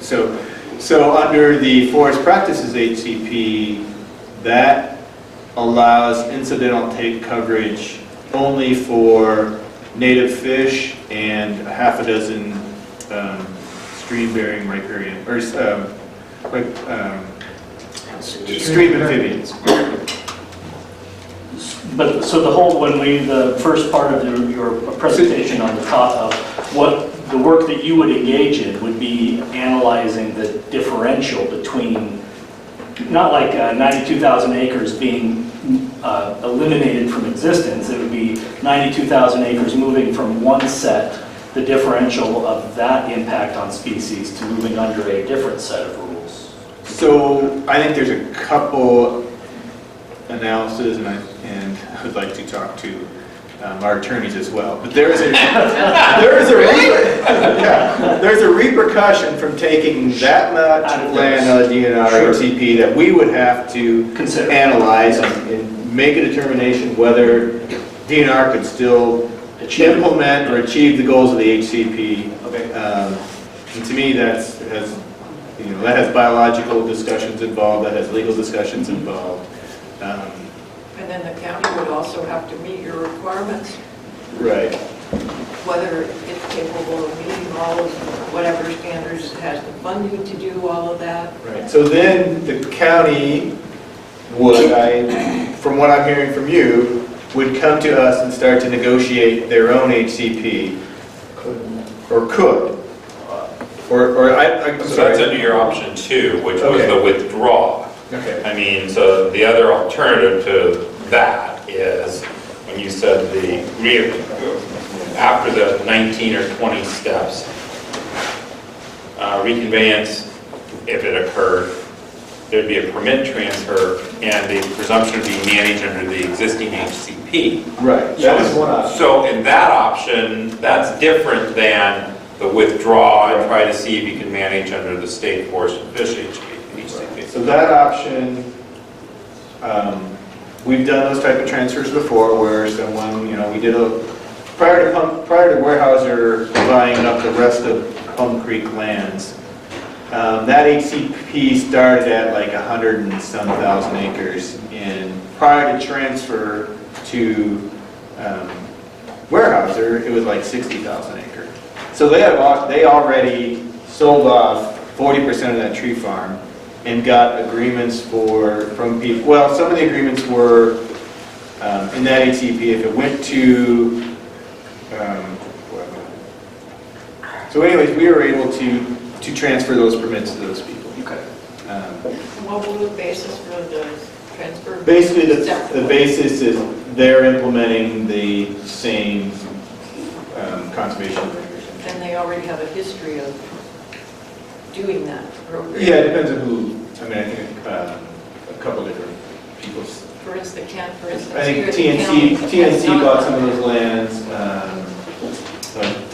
Washington Department of Fish and Wildlife bought some of those lands. So. that. Okay, was this transferred to the county? The county has not done that in the past. So, Has not managed those lands. right. So what are you? Well, so if we're doing. Or some kind of a detailed plan that says they have the capability, the funding, all the Yes. resources? So I to do that? think if we did the permit transfer, then we would have to, it'd probably be I'm just guessing at this point, it would probably be a public comment period associated with that permit transfer, because it's a significant action. And then we would have to get insurances, much like we did from DNR, that you have the resources and the funding to implement that plan to those standards that the DNR was. But basically, you're doing the exact same thing that DNR is, but now you're. So that would be the premise of a permit transfer, that you're doing the exact same thing. And that assurance would be like the form of our county commissioners entering into some agreement or resolution that said they will in fact do that. I mean, that's. Well, we would have to see we'd have to look at how you're planning to fund that. Okay. So we'd have to look at Okay.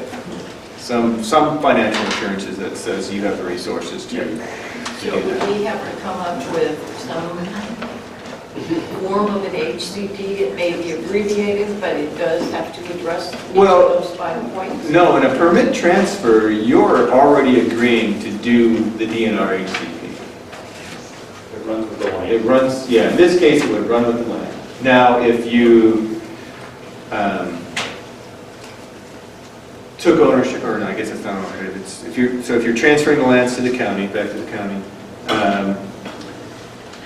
and withdrawing from the HCP, then we would have to analyze what the effects of that is on the DNR HCP. And then, then at that point, you would be operating under several different, you'd be operating under forest practice as HCP, you'd be operating under forest practice, and I think Steve talked a little bit about this for owls and mirrolets and other class 4 special things that you would have to operate under. And then you would lose your incidental take coverage for owls and mirrolets and other listed species outside those that are listed under the forest practice of HCP. So that's another pathway. And then the third. What I was going to say, in that situation, are there land managers up here now, though, who operate with the understanding that their actions will not be, they will not take when it comes to mirrolets and owls? Some of the landowners do that. So well, I would say there are landowners with tens of thousands of acres that do that right now. Yeah, the difference is that these lands have been part of an HCP. And as Tim said, HCPs have their take at the beginning, right? So it's not an SHA, it's not a safe harbor agreement where you do some good stuff at the beginning and then you have to take at the end. If there's take that's occurred on these lands. Well, would it be take that occurred possibly elsewhere on DNR lands? It can be both. Or both? I mean, you'd have to analyze It's both. where was the take occurring. And where were the conservation commitments? And where were the right? conservation? So we took a whole bunch of owl habitat in southwest Washington, and part of the mitigation for that was owl conservation on the west end of Clallam County. On federal lands? No. On federal lands, because the duty of undivided loyalty would mean you wouldn't have businesses. Yeah. So you meant on federal lands?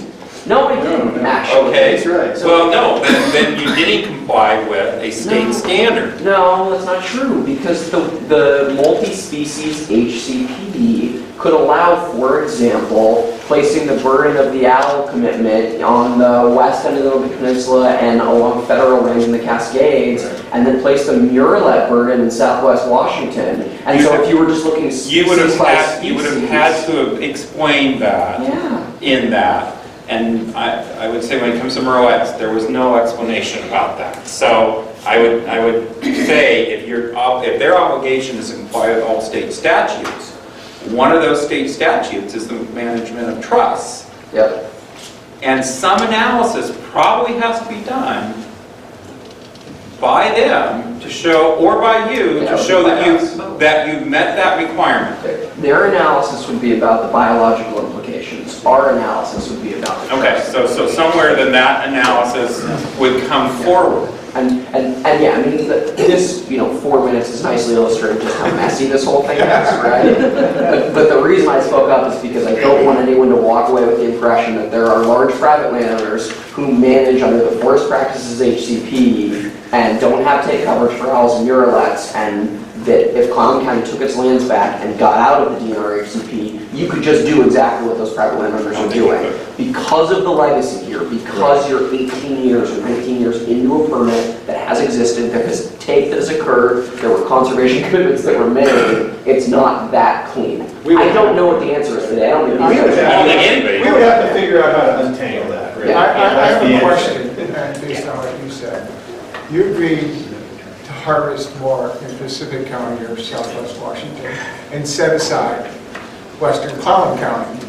So how does that fit with the trust obligations for managing these lands for financial return to the taxing districts and the counties? Yeah, so we're getting back to the first or second presentation I gave, and it's a messy set of obligations, right? So undivided loyalty requires that every action we take is in the best interest of each individual beneficiary. So I think that's what you're driving home, right? You can't have a plan that is good for Pacific County and bad for Clallam County.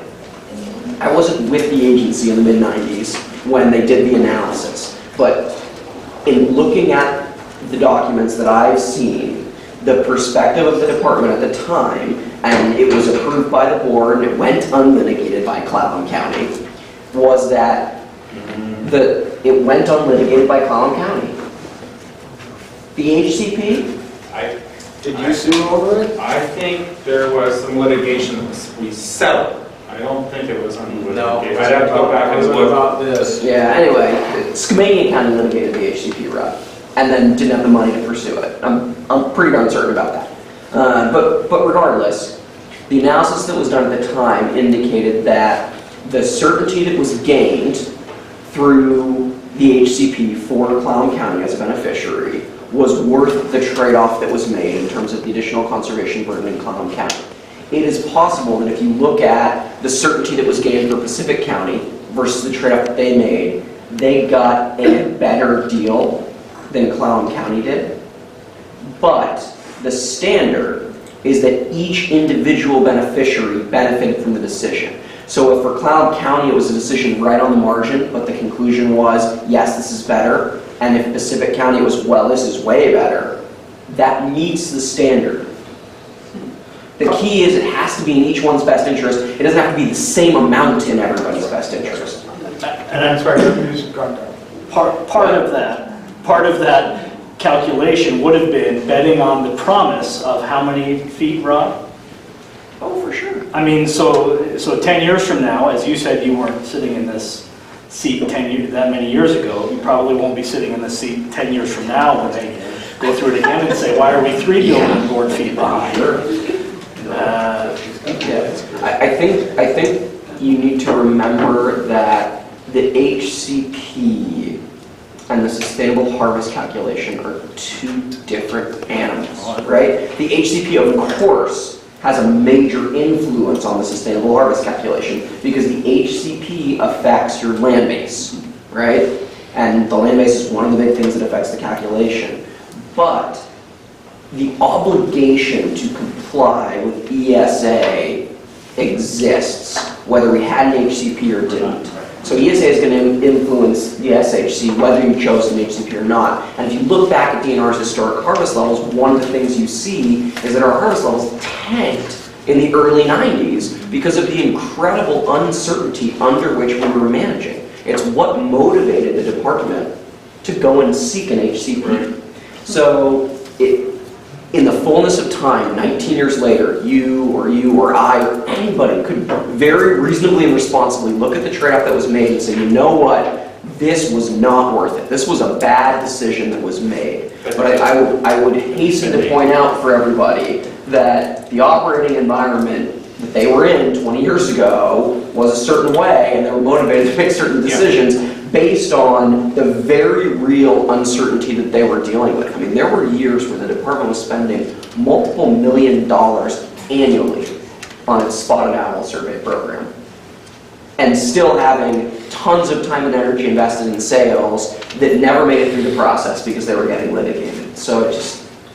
I mean, I think one of the things is that there was a moment in time where that was a decision. And so much like the maybe members of the Environmental Caucus have to live with the no surprise element with regard to salmonids on state lands. The beneficiaries have to live with those trade-off decisions.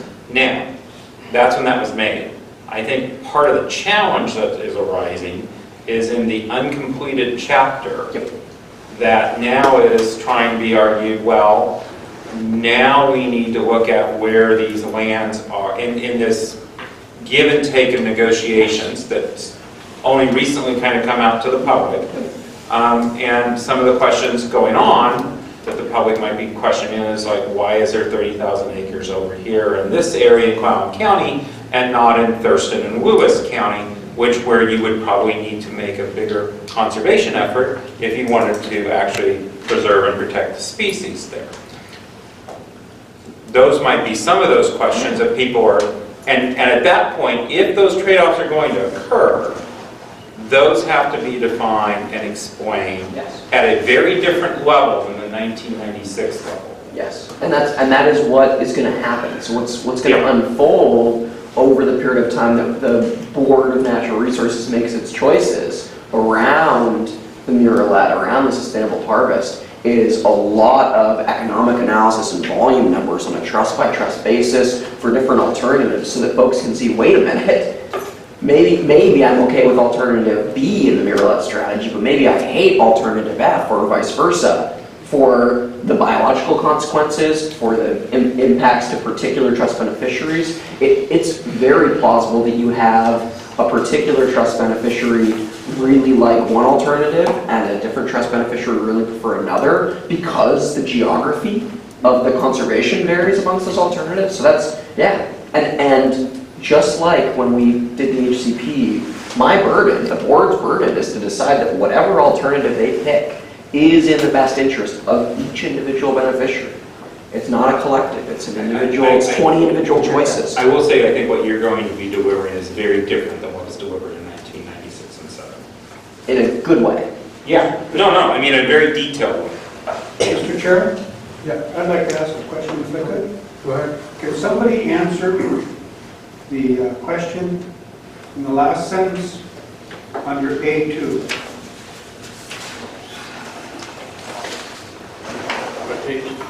I think the answer to that is yes, Bob. The answer is yes? I think that's the transfer permit option. Yeah, that's the transfer permit option. That one is a lot less messy. The only messy factor there is the OESF nexus.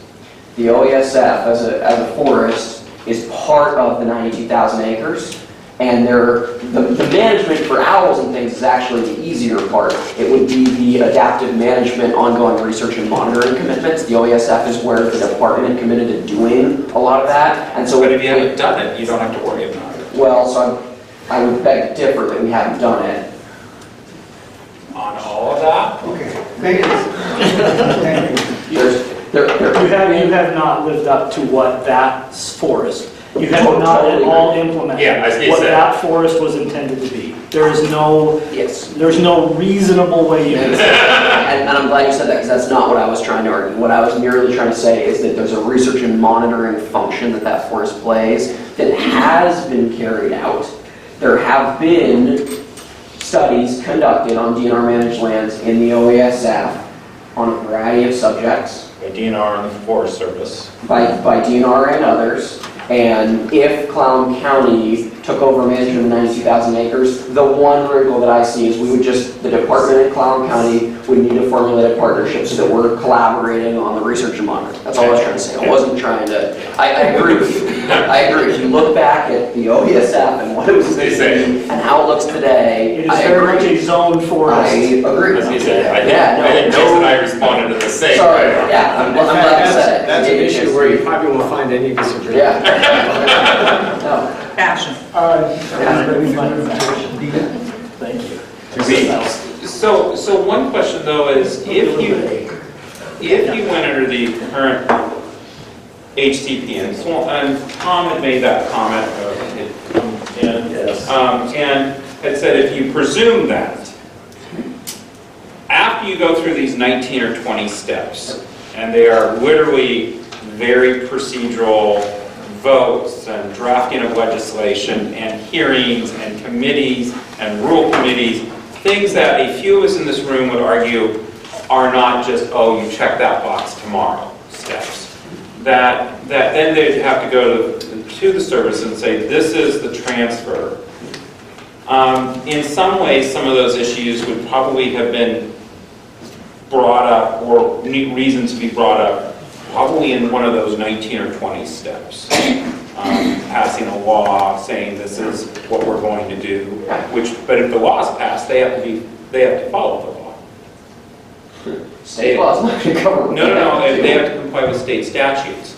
So if the state statute worked in, then you have to meet with Fish and Wildlife, you have to do X, Y, and Z. I mean, there are other ways of also bracketing that level of commitment from everybody involved in that.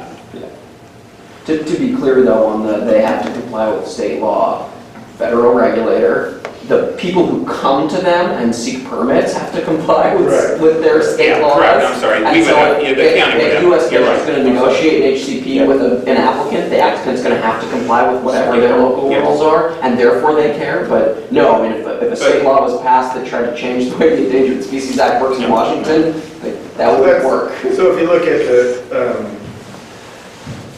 the incidental take language in an HC, or in the regs, we're assuming that what you're proposing is otherwise legal, right?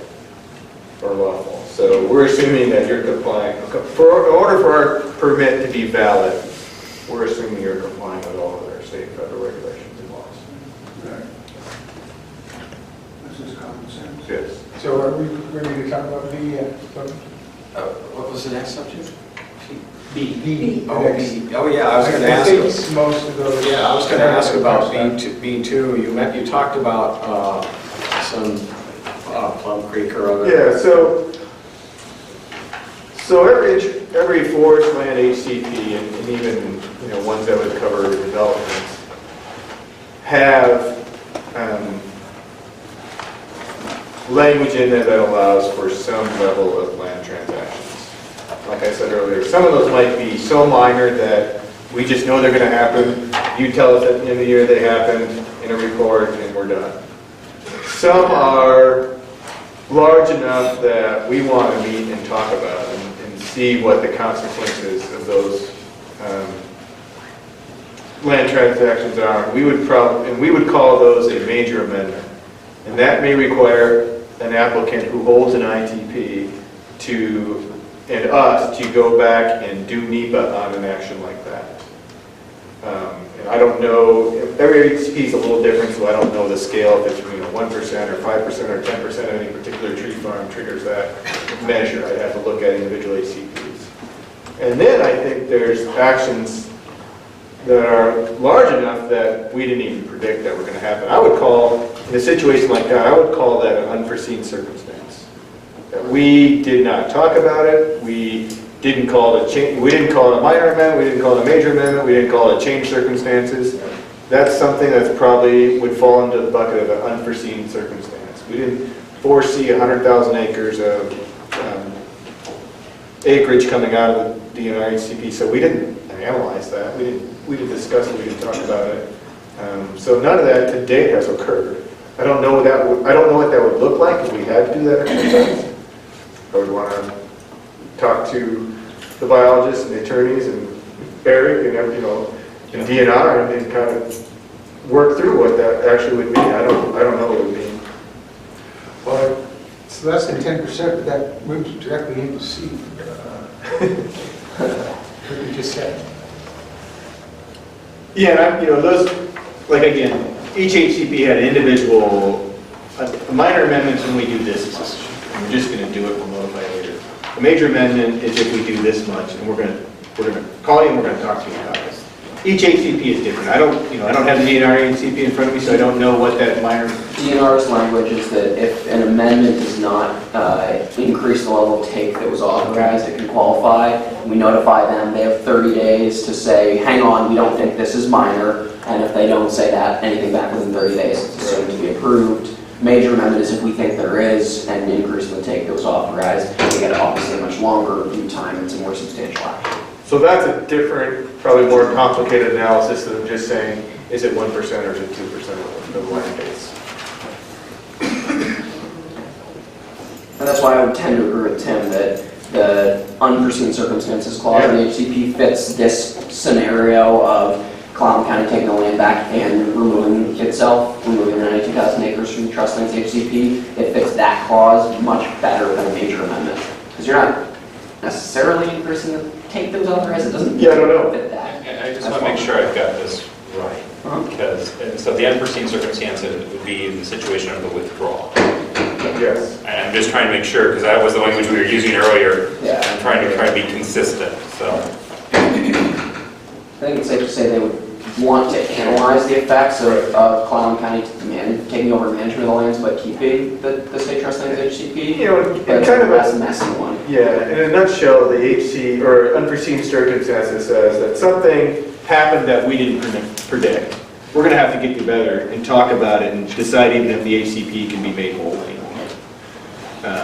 It's catastrophic fire. What if DNR lost 30% of their land base to fire? Well, that's something an HCP did not predict. It's something we didn't talk about. We would have to get together and just discuss what that really means to the HCP and whether they can even fulfill their commitments anymore under the HCP. And at that point, maybe we come up with a different approach, or they relinquish their permit. I don't know.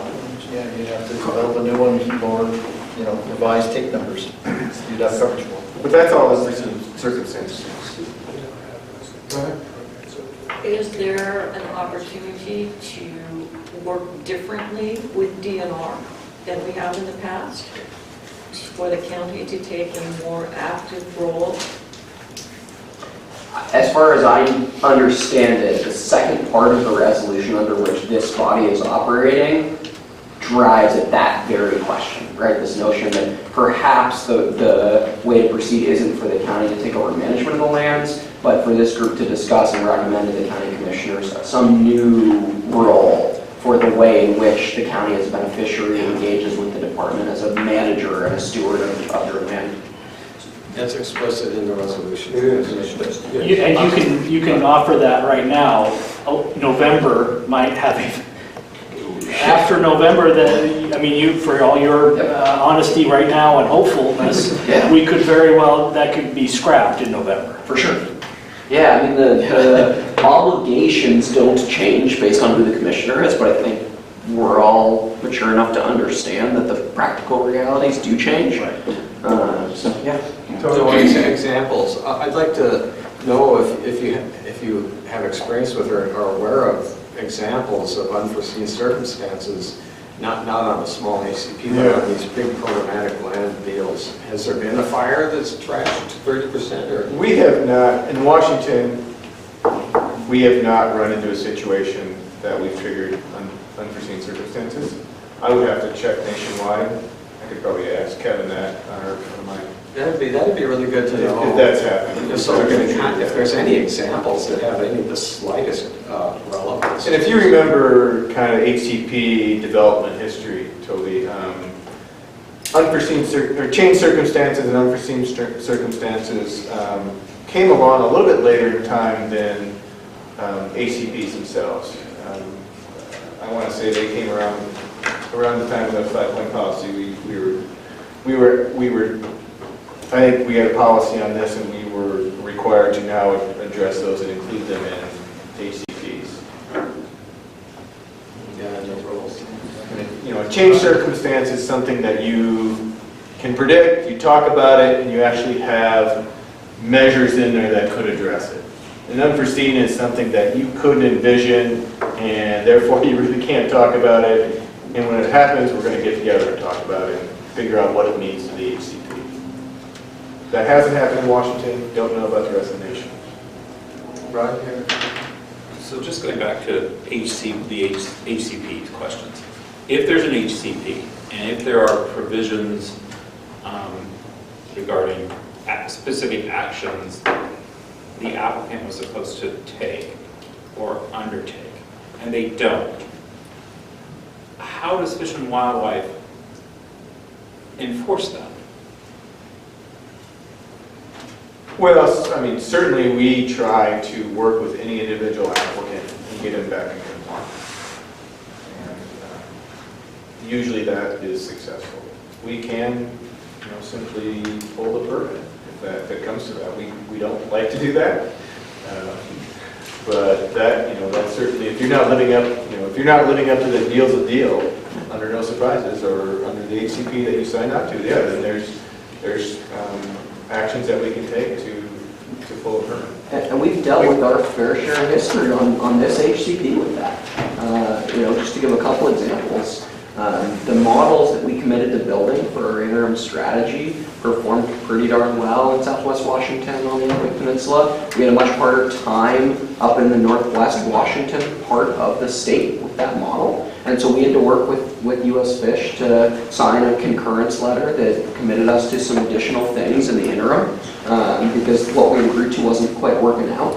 There's another example more recently where because of the length of time that had elapsed since the HCP was signed without the department making substantial headway on the long-term conservation strategy, Fish and Wildlife, and we exchanged some letters in sort of early and mid-2011 with them expressing frustration with us for the delay and for timber sales that were going on in certain areas that might be foreclosing options on our long-term strategy. And so we sat down and actually negotiated a minor amendment to our HCP, and so we've experienced that. So I'm just trying to understand, we normally see those as those actions when the Department of Natural Resources has not addressed maybe an environmental requirement, or the argument is, well, this action or this inaction is resolving an environmental requirement. But in the HCP, there are certain things, especially in the 92,000 acres, with regard to how to manage riparian zones, that are clearly articulated in the OESF section. And if those are not being managed in that manner, is it possible that the county could say, well, Fish and Wildlife Service, how are you ensuring DNR's meeting the unzoned forest component of the OESF? Because that was also part and parcel of the bargain. I'm just trying to understand where we've gone this other route. So and we have traditionally seen one group of questions raised for enforcement. I'm just trying to understand what the county can do, looking at the second question. Wouldn't that be in front of the board, I mean, what, like, is that really? Hasn't it been in front of the board?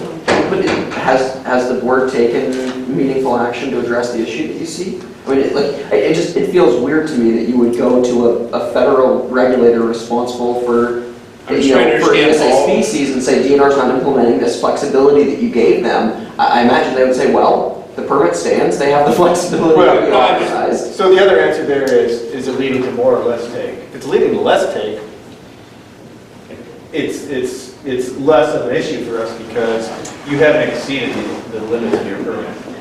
But if they're not complying with the obligations under the trust beneficiaries, then do you have anything to say about that? Yeah, that's a board. That's a board. It's whether they're exceeding the limits of their incidental take permit. Oh, so you don't monitor their compliance with the other? Right. So their inaction might actually leave better habitat on the ground, which probably means that they're not exceeding their take permits, so that's not an issue with us. They're still in compliance with their take permit. But earlier in your presentation, you said that you wanted them to comply with all the regulations for all of the other agencies in the state and counties. But that's on them to come up to, in the end, that's the obligation of the project proposer to do that part of it, to bring it to them. I mean, you don't deal with county regulations. No. Yeah, our enforcement capabilities would only be around as Tim said, it's exceedance of the take permit itself. And we would work with DNR or whoever the entity is to try to bring them back in compliance if we think it's heading that direction. Certainly, if we don't take action, then we're open to third-party lawsuits. Somebody can sue the service for not taking action. So that's the other mechanism for occur. Have you been queried by the county regarding your, I guess, lack of management or lack of development of the OASF? Have we been queried by the county? I'm sure at some point in the 25-year plus history, yes, there's been formal engagement with the county. Most notably, and in my 5-year tenure, the city of Forks has been the primary, beneficiary interest who's engaged with us on it. But I'm sure Rod could tell you, or Jason could tell you, or others, there's been moments in time where the county has as well. It just hasn't been in the last 5 years. And some of the, there's been some I think tension. that's important. There's It hasn't been in the last 5 years until until we had a Board of Natural Resource Commissioner, right? I mean, McIntyre did raise some of those issues. Yeah. So There's also been an effort on some of the trust beneficiaries, the junior taxing districts, to try and assert their ability to engage. And DNR, maybe not in the last 5 years, but certainly before that, saying, we don't have an obligation to meet with you and discuss this with you. I know Rod can back, this has happened. It's been witnessed to. So there's been a reluctance on DNR's perspective to say, we don't have to meet with you and answer your questions. So they sign an agreement and then they don't have any accountability? They read it differently on who the beneficiaries are. Yes. The previous commissioners, I mean, I do think Has there been? Yes, and that's that weird, has there been? Well, yeah, in 25 years, yes. Now, in the most recent history, this land commissioner has gone out of his way to say that the duty is to all 20 beneficiaries, that when it comes to the individual counties, that it is just not the county commissioners who are representative of those beneficiaries. There are some court cases that kind of, not per se like appeals cases, but district court cases or motion hearings that kind of affirm that. And so this commissioner, I would say, has been substantially more responsive in those areas. I think that in looking at those issues. I can remember vividly, and contrast, Commissioner Belcher being asked to be in a meeting where a group of beneficiaries, junior taxing districts west of the Yellow, had a list of questions set in advance. A meeting was held. Senator Hargrove was invited to the meeting. Commissioner Belcher refused to let him come in. And then the county commissioner at the time really said that we needed to listen to her because she knew these issues better than we did. I think that those are different comparisons. I think the modern comparison today is more the junior taxing districts west of the Yellow have been the ones raising the issue and litigating the issue, negotiating settlements, etc. I think that is a fair and accurate reflection of the historic record. You have other questions? Yeah. You were talking about, are there incentives for a permittee who doesn't maximize their allowable take? And not just monetary, but anything else? No, we we analyze a certain level of take, Yeah, I know. and that's what we issued our permit on. If they're not maximizing that, I mean, we're not going You to just say put a much. smile I on mean, your face and that's assumingly, good. it's better for the species at that point. I mean, we've got, we have a HCP with City of Tacoma who owns 14,000 acres in the Green River watershed. They harvest trees to basically fund their operations in the watershed, their roads or whatever. And I think it's really on a small scale, 40 acres of a clear cut, 120 acres of thin every year. I don't think they've done that once in the last 10 years. I'm not going to make them do it. No, no, no. But And Seattle City Light doesn't cut in. they don't cut in. But their plan says they're not going to cut in. Yeah. And they're not even keeping up with some of their forest thinnings. And from an applicant perspective, it makes sense to try and cover a ceiling that you're comfortable with, right? If you start committing to things like not to exceed X miles of road built in a given year, that doesn't mean that you should and will build that many miles of road every year. You're going to build the miles of road that you feel like you need to conduct your forest management activities, and some years they're going to reach that ceiling and some years they're not, but you want to make sure the ceiling's high enough so that in the year where you need it, you got it, right? So when you look at a take allowance that was permitted and say, well, you didn't reach the ceiling, therefore you're somehow doing something wrong or you didn't manage as aggressively as you could have been, that might be the case, that certainly could be, but it also doesn't have to be. And it's a scale issue too. I mean, if it's like, well, 1 year we didn't exceed it, if that's over 10 years, if you did not exceed it every year over 10 years, then you built up this, well, maybe I'm not. But who benefits? Did you benefit because We the don't, I bosses say? mean, in my mind, the species benefit, right? Because of Yeah, the harvest species is different. benefit. Correct. But, and in fact, somebody else is benefiting too, but, how is that? How How is is that that? recognized? How is that incentive there for people to, for managers to do, have less impact? Otherwise it's just it's not, doesn't make sense to me. And even in a kindergarten class, it wouldn't make sense.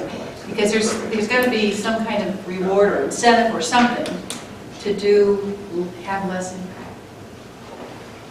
Yeah, I guess I'm not. Think So I have creative. Let me think about that one. Okay. I have a question of both agencies, and the answer may be no from you, but if a species continues declining through no fault of the HCP or the owner, let's say there are other extraneous circumstances that continue the decline, has an owner in the state of Washington ever been allowed to return to the baseline? Yeah, so that's a safe harbor question. Yes, it is a safe harbor. So have they been allowed to Yeah, return to baseline? again, that's the no surprises. A deal's a deal. We expected that level of conservation to occur for over that period of time. And so it hasn't. We analyze those effects, and then that person can bring it down to baseline. On our end, the obligation goes both ways, right? So if the species is in a free fall, the no surprises that they give us is that they can't come back and demand more without meeting some pretty high bars. The other end of that is that if a species flattens out or starts to improve, we don't get to go back to them and say, okay, we want to do less now. We have to see our commitments through. So that's So Kyle, could you argue that maybe and this is going to probably give them more credit than it's due, but the 2040 rule in the OESF in some ways is that baseline, as a reflection of that concept. Because that concept didn't exist in the HCP law at the time, but it kind of, as they're describing it, it kind of sounds that way to me, Toby, is that it's kind of that baseline. Once you reach that, or if you can show you're going to reach that over the life of the HCP, you could go in and take those larger stands. But some of the SHC models seem to indicate the board's. Well, the difference is baseline refers to the condition of that landowner at that time, right? Whereas the 2040 reflected an affirmative commitment by the department to achieve habitat levels in excess of where they were when it was signed. It's different.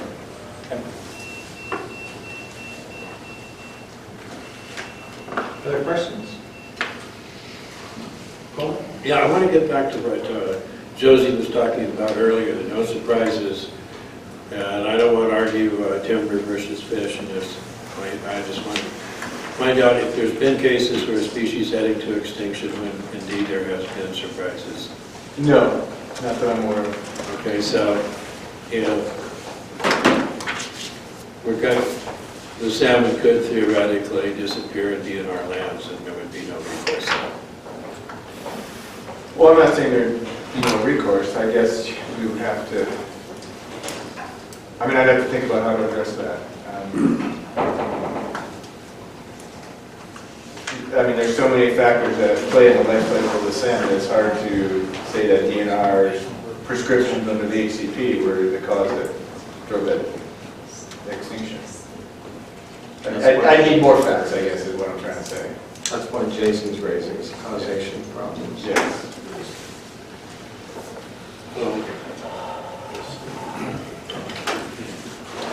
Other questions from you, gentlemen? So I have a general one, and I think I sent this in earlier. There are various aspects related to the impacts of climate change. Institutionally, how are you anticipating some changes?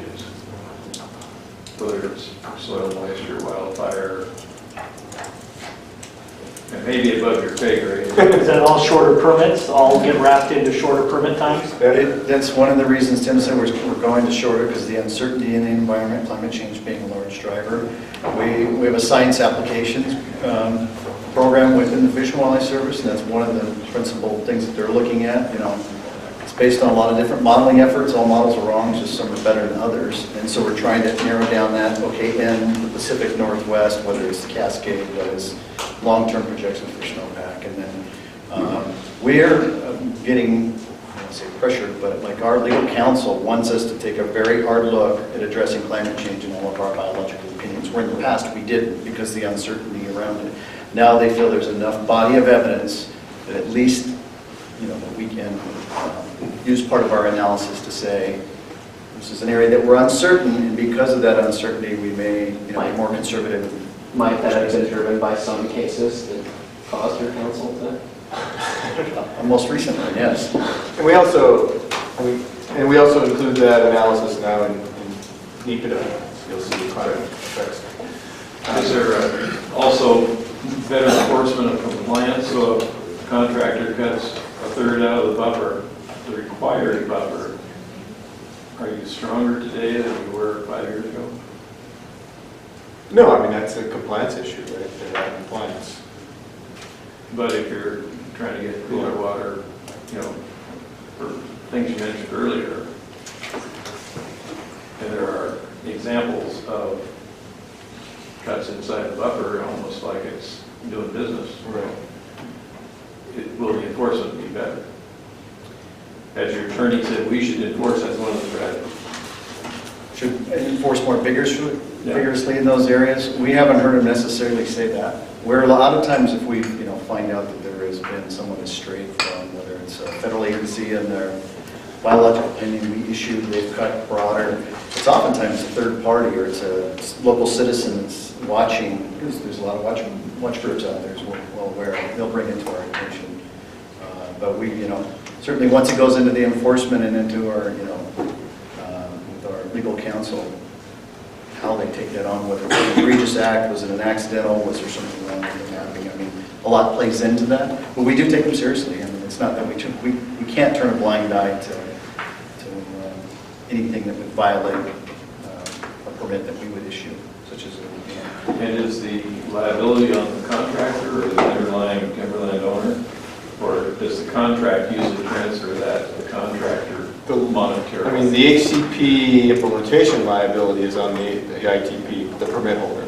So they're required to make, a lot of people that hold HCPs actually hand their contractors implementation manuals and say, you will follow this manual, and this, you know, these are the things you're going to have to check when you, because that's, you know, that's what keeps them in compliance with the HCP when they hand over that harvest unit. So for us, it doesn't happen often, but it has happened over the years we've been implementing.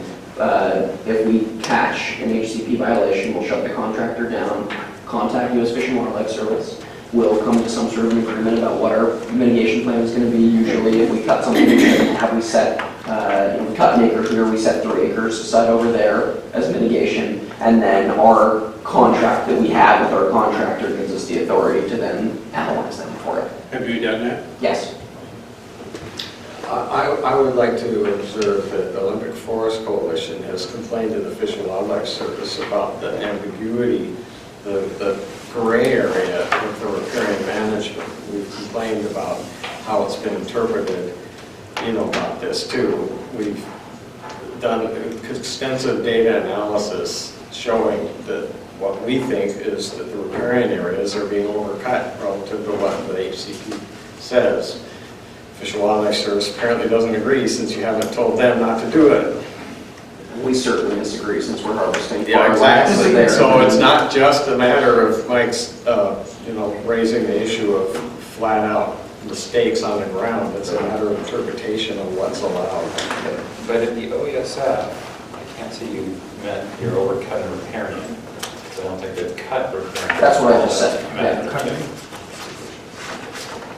Okay, other questions, Susan? Can we get a report on the OESF specifically? See those agreements, give a current status, any projected activities, and focus some time on the status of the OESF? It seems to be a That would be a question for Kyle, but I would wonder if it was... If there's appetite from the committee as a whole, there are plenty of people from the department. I would of course be present, but I would ask some of our region staff to implement it on a daily basis to come talk, maybe our region manager. I think that would be a good Would you report to want have. all of the lands in the OESF or just those specific to Clallam County? I'm sorry, I didn't hear you. All the lands in the OESF or just those specific to Clallam County? Well, they're organized as a unit. It's gotta be all. It's got to be all of them because of the nature of the OESF. We have to talk about it as a collective. Of course, our focus is Clallam, so. Somehow we have. If we were to have that, I do think it would be interesting to ask the DNRs to make just a brainstorm list of what's associated with either untangling or partnering.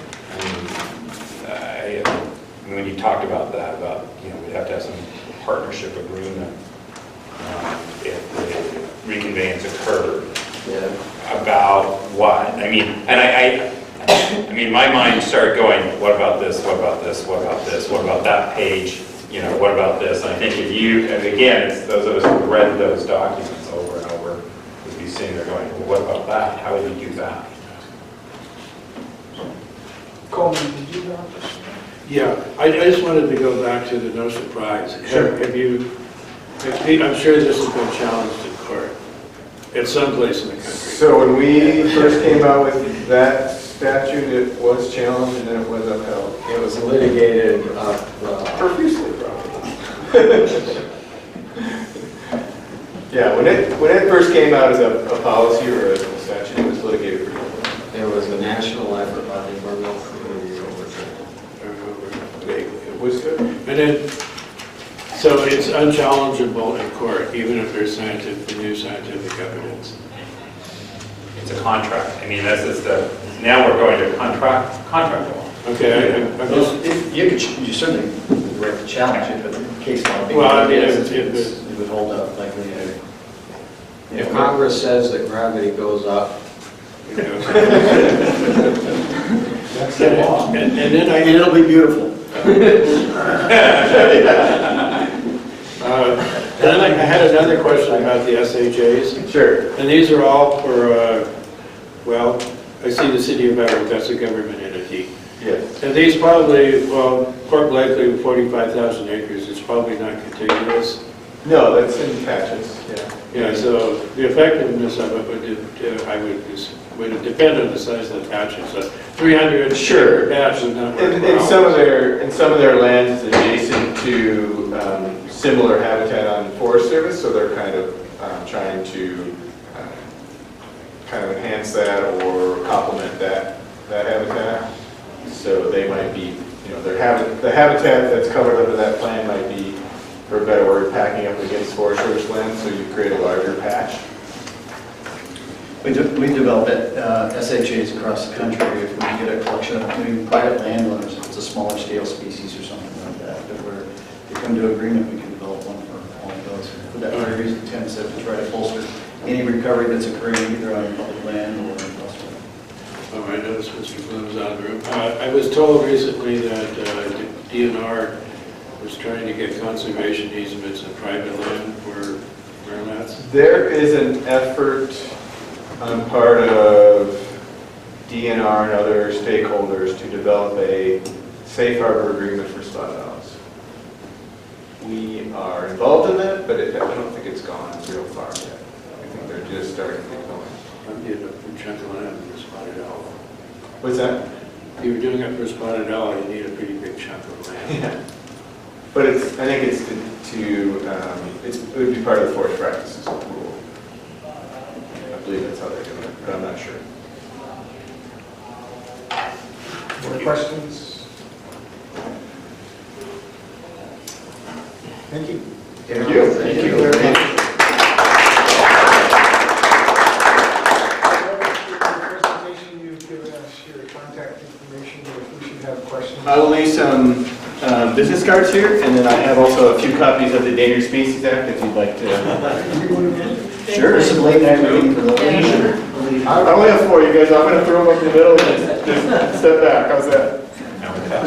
Okay. Can you email that to the county and then they'll send it out? Email what? The Endangered Species Act. Oh, Yeah, I definitely. I mean, you can pull it up online too. It's just a couple of copies I have. Well, I'll tell you what, Joe, I'll make sure we send either through Kyle or something, we'll send you a number of copies. Yeah. Oh, like a copy, yeah. We'd be happy to do that. No pictures. Thank you. Have a seat. All right, thank you. Are we good to proceed or folks need a break? Okay. We're going to go forward. The next topic on the list is questions for Grace Harbor County. I've contacted one of the commissioners. He's willing to have his foresters come up and talk to us or himself return to staff. I don't have confirmation on the June meeting, but I expect to have something for next week on that. I would like to be able to send to them any questions that they might have that they can prepare answers for beforehand. I'm sure there'll be questions during the meeting, but there's some basic questions like how many acres do you manage? How large is your staff?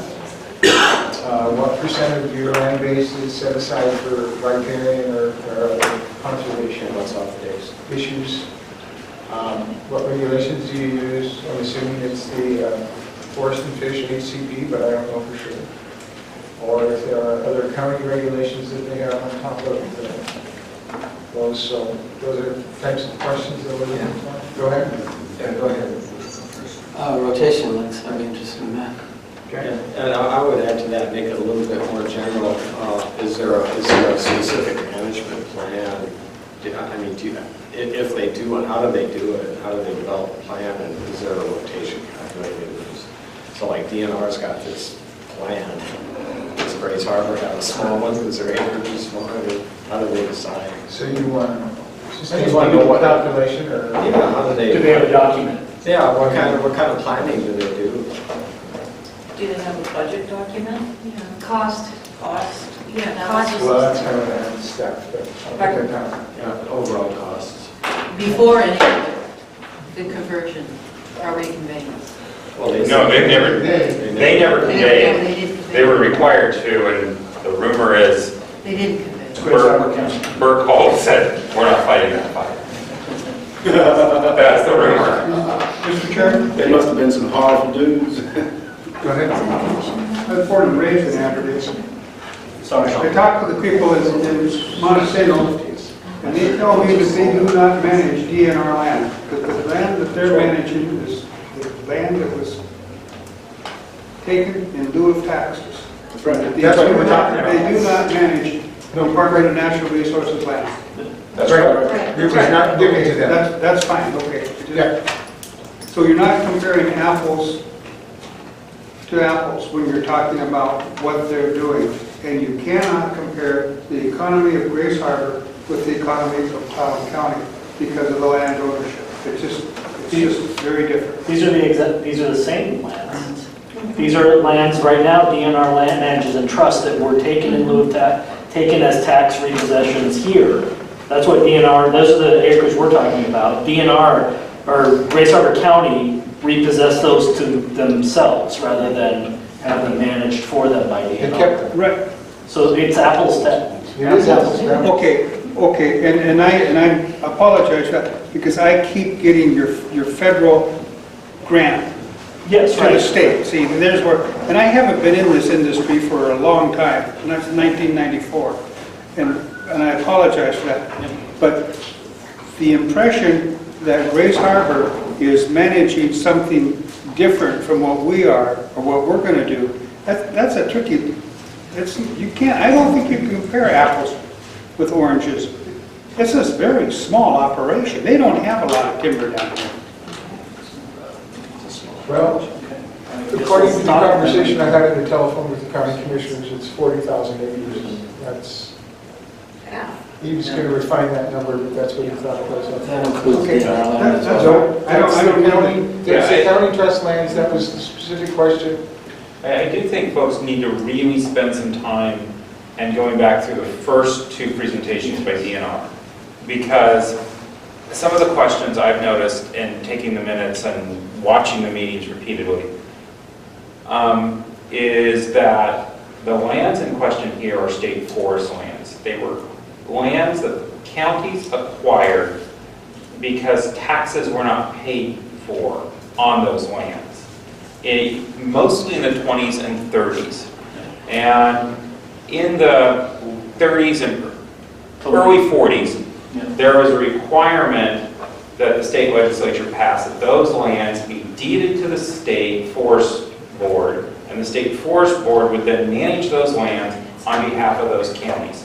This does not include the common school lands under the federal trust. It does not include the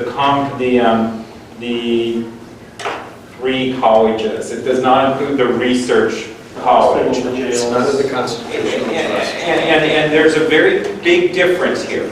In Grace Harbor, they had the same set of defaults because of taxes.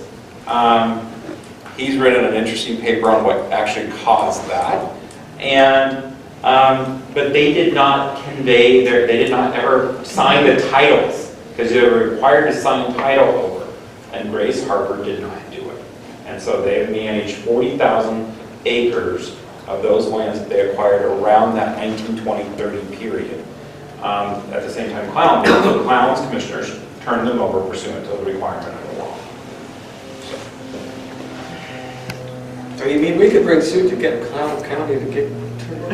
Grace Harbor, you probably, Grace Harbor. I'm sure you guys can do whatever you want. Best of luck. What would you call that? Would you call that Come up with... retro conveyance? I have no idea what you'd call that. I'd call it an open war, is what I'd call it. If you have questions that come up after the fact, you can give them to me sometime during next week. Joe, I did have one about how they're dealing with the very specific issue of spotted owls and merlets. I did too. And I think there's a way they could answer that, but I'd like to have them kind of discuss that a little bit more.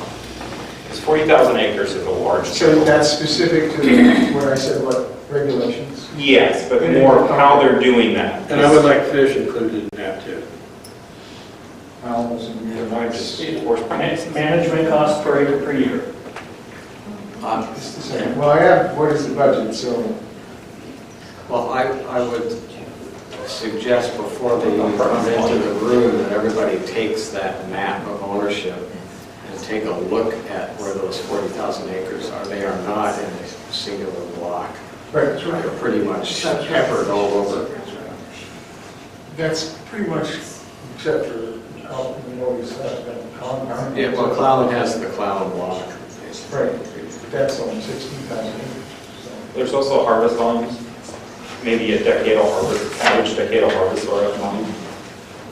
And I would be interested in how they deal with roads and they're going through other people's properties through DNR.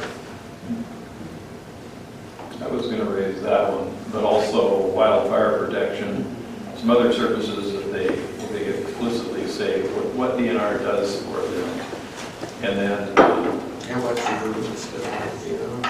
What agreements do they have? They do pay, Right. right, and then They don't have anybody else, like anybody else. some picture of what their markets are, how much is exported in the neighborhood, not out there land maybe, but in the neighborhood, and then how many mills are left down there, what's the bidding climate right now Okay, for their timber? I'm not sure they would know how much is hard to get off their neighbors. Is that what your question was? They may have a number though, what's going Just to an the idea, harbor. just, Portwood. When DNR puts out a timber harvest report every year, by county, by owner. It's right there on the website. That's true, but that doesn't necessarily mean that the people in Grace Harbor would necessarily have that answer. That's all I understand. How many mills in the area? just sort of what's the bidding climate, how many people are competing here? Well, also like recreation cost and land acquisitions, right-of-ways, that kind of stuff too. I would think that would be part of the cost per management, cost per acre per year, or do you want that singled out? I think kind of broke down. Recreation costs, legal fees, right-of-ways, land and transition, because that's all the picture. East or west? You've got county land there, Simpson's timber, you're not going to get that. You don't treat your neighbor like you would. Simpson's gonna try to make it. As part of my question about Just a second, we've got to have one conversation at a time, hold it. Go ahead. As part of my inquiry about planning and whatnot, that would include, I assume they have some kind of, do they have standard reports, docking status, site class? You know, what's their general cultural Right. database? What is DNR's state probably Grass? Yeah. The forest resource inventory system. Does it have anything like that? Yeah, forest inventory, what do they have? You had a question? No, I was just commenting to Mr. Doherty. Okay. Anything else? So I'm going to read to you what I have, and some of these are, I can't write quite as fast as you can holler at me, so correct me if I'm wrong. The first question I have, in no particular order, how many acres do you manage? How large is your staff? How much of your land is set aside? What is the rotation age? How do you have a management plan? And I'm going to combine that with the last thing you said, forest inventory. What is the budget management cost per acre per year? And I've also added that the request for costs for road use as well as recreation. How do you deal with owls, murrelets, and fish? How do you deal with roads, in particular RMAPs? Fire protection, status.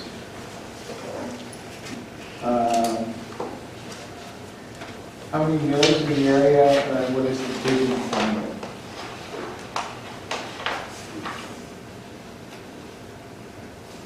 So I would suggest when you said set aside, you might want to say or calculated to be off base, which is part of the planning question. So, set aside kind of implies that there's a specific, natural resource conservation area or something like that, as opposed to off base because of various resource constraints, which drives the tables that we saw from DNR.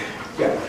I was simply trying to capture the essence Yeah, no, of the that's comments as trying to make quickly as it possible. detailed enough for them. Mr. Chairman, I'd like to know who and what qualifications the individual has who issues the harvest permit, timber harvest permit. That's DNR, you'll have to talk to. Well, okay, then bear with me. Are you saying that Grace Harbor, managing their own timber, the DNR issues confirmed. The it. timber Well, they're gonna have to harvest- follow forest practices. Forest Okay, practices okay, that's fine. You answered my question. And the city of Portsmouth, we manage, we have a very small acreage, and when we do a harvest permit, we have to go through DNR and go through all that process. Not We my, just don't not my use part of the DNR, but the DNR. The state forest practices regulations, they come under the forest. Wait, airport, 700 acres. Oh, other questions? Okay, well, if you send something to me, if something appears to you, I'll have it for us. And then send it back. And we expect this is confirmed for June? No, it's not confirmed, but it's not going to Trying. be June. It's sort of confirmed that they will do it.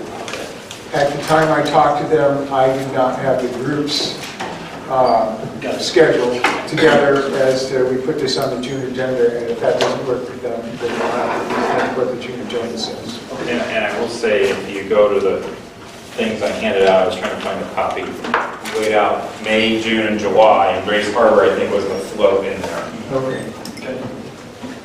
So right now, I would busy towards June. Anything else on that? Okay, hearing nothing, we'll move into the update on data request from DNR. I just got the GIS information and the tabular data for the forest inventory.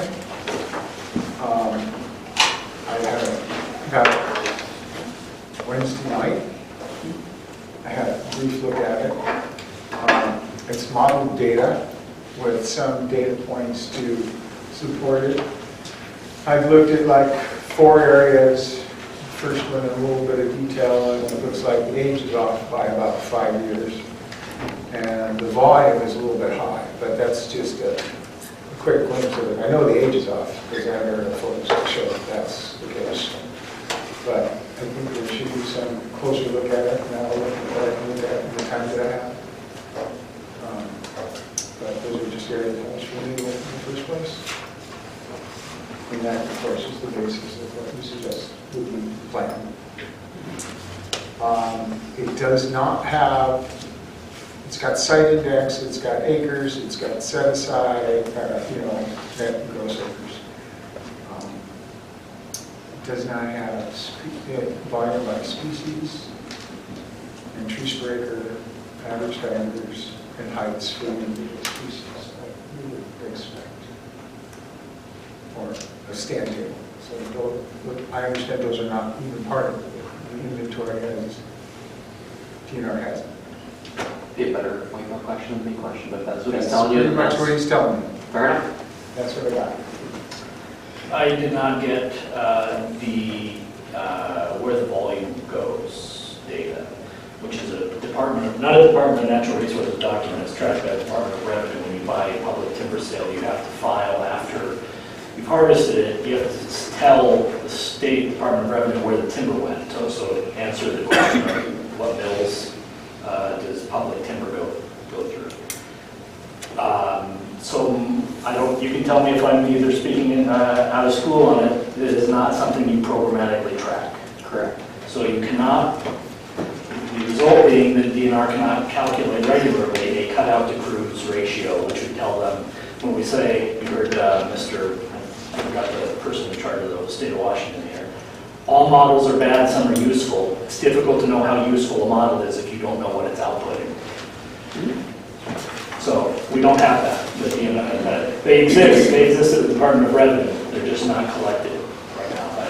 Can we get that from the Department of Revenue? You can. Anybody, it's a FOIA, Freedom of Information Act request. Anyone can get it. There's, a delay from when you buy a timber contract to when you harvest, and that would have to fill it out. So there could be up to a couple of years from when a timber sale is bought to when that piece of paper comes into the Department of Revenue. But yes, they're all kept in a binder, so to speak, on some in the Department of Revenue. So are you going to share this with the rest of the group somehow? How are we going to see this? See what? The data that you got from the DNR? I'll have to check, because I have to have an agreement that I just can't make this public, even though it's public information. There are a certain amount of proprietary stuff. I think I probably can hold it. If someone has an interest in unpacking the data, as Joe has done, send me an email, and I will connect you with Waco. Waco will talk you through exactly what he's talked Joe through, and we'll figure out a way to get you the same data that he's given to Joe.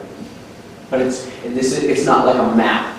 Like the data requests that we've gotten, that you've all seen, because we've brought them back and we've put them online and you've gotten emails, those are the things that are easy to do. This data request was much deeper, and it's of very little utility unless, like Joe, you have some capacity and experience with dealing with this type of data and can manipulate it to learn things. So if you have similar expertise to what Joe has and want to unpack it, that's awesome. Email me and we'll set you up. So we can't get like general categories of where the timber is? And you can learn I'm sure what Joe learns he's going to bring back to us. Yeah, but that's what I learned when I have time to learn. Yeah. Is, I'm not volunteering to do this all for nothing. I'm volunteering to get some idea of what it all looks like and how it all fits together. But I'm not sure the extent of what you're asking for, but some of that summation of data across different types of questions is fairly tiny. So. And one thing I noticed, and granted, I just looked at this, in some cases you have it's hard to tell which species they're talking about because they give the zone. They're in the spruce zone. Well, that doesn't mean it's a spruce stand. Correct. Or you're in the Douglas fir zone.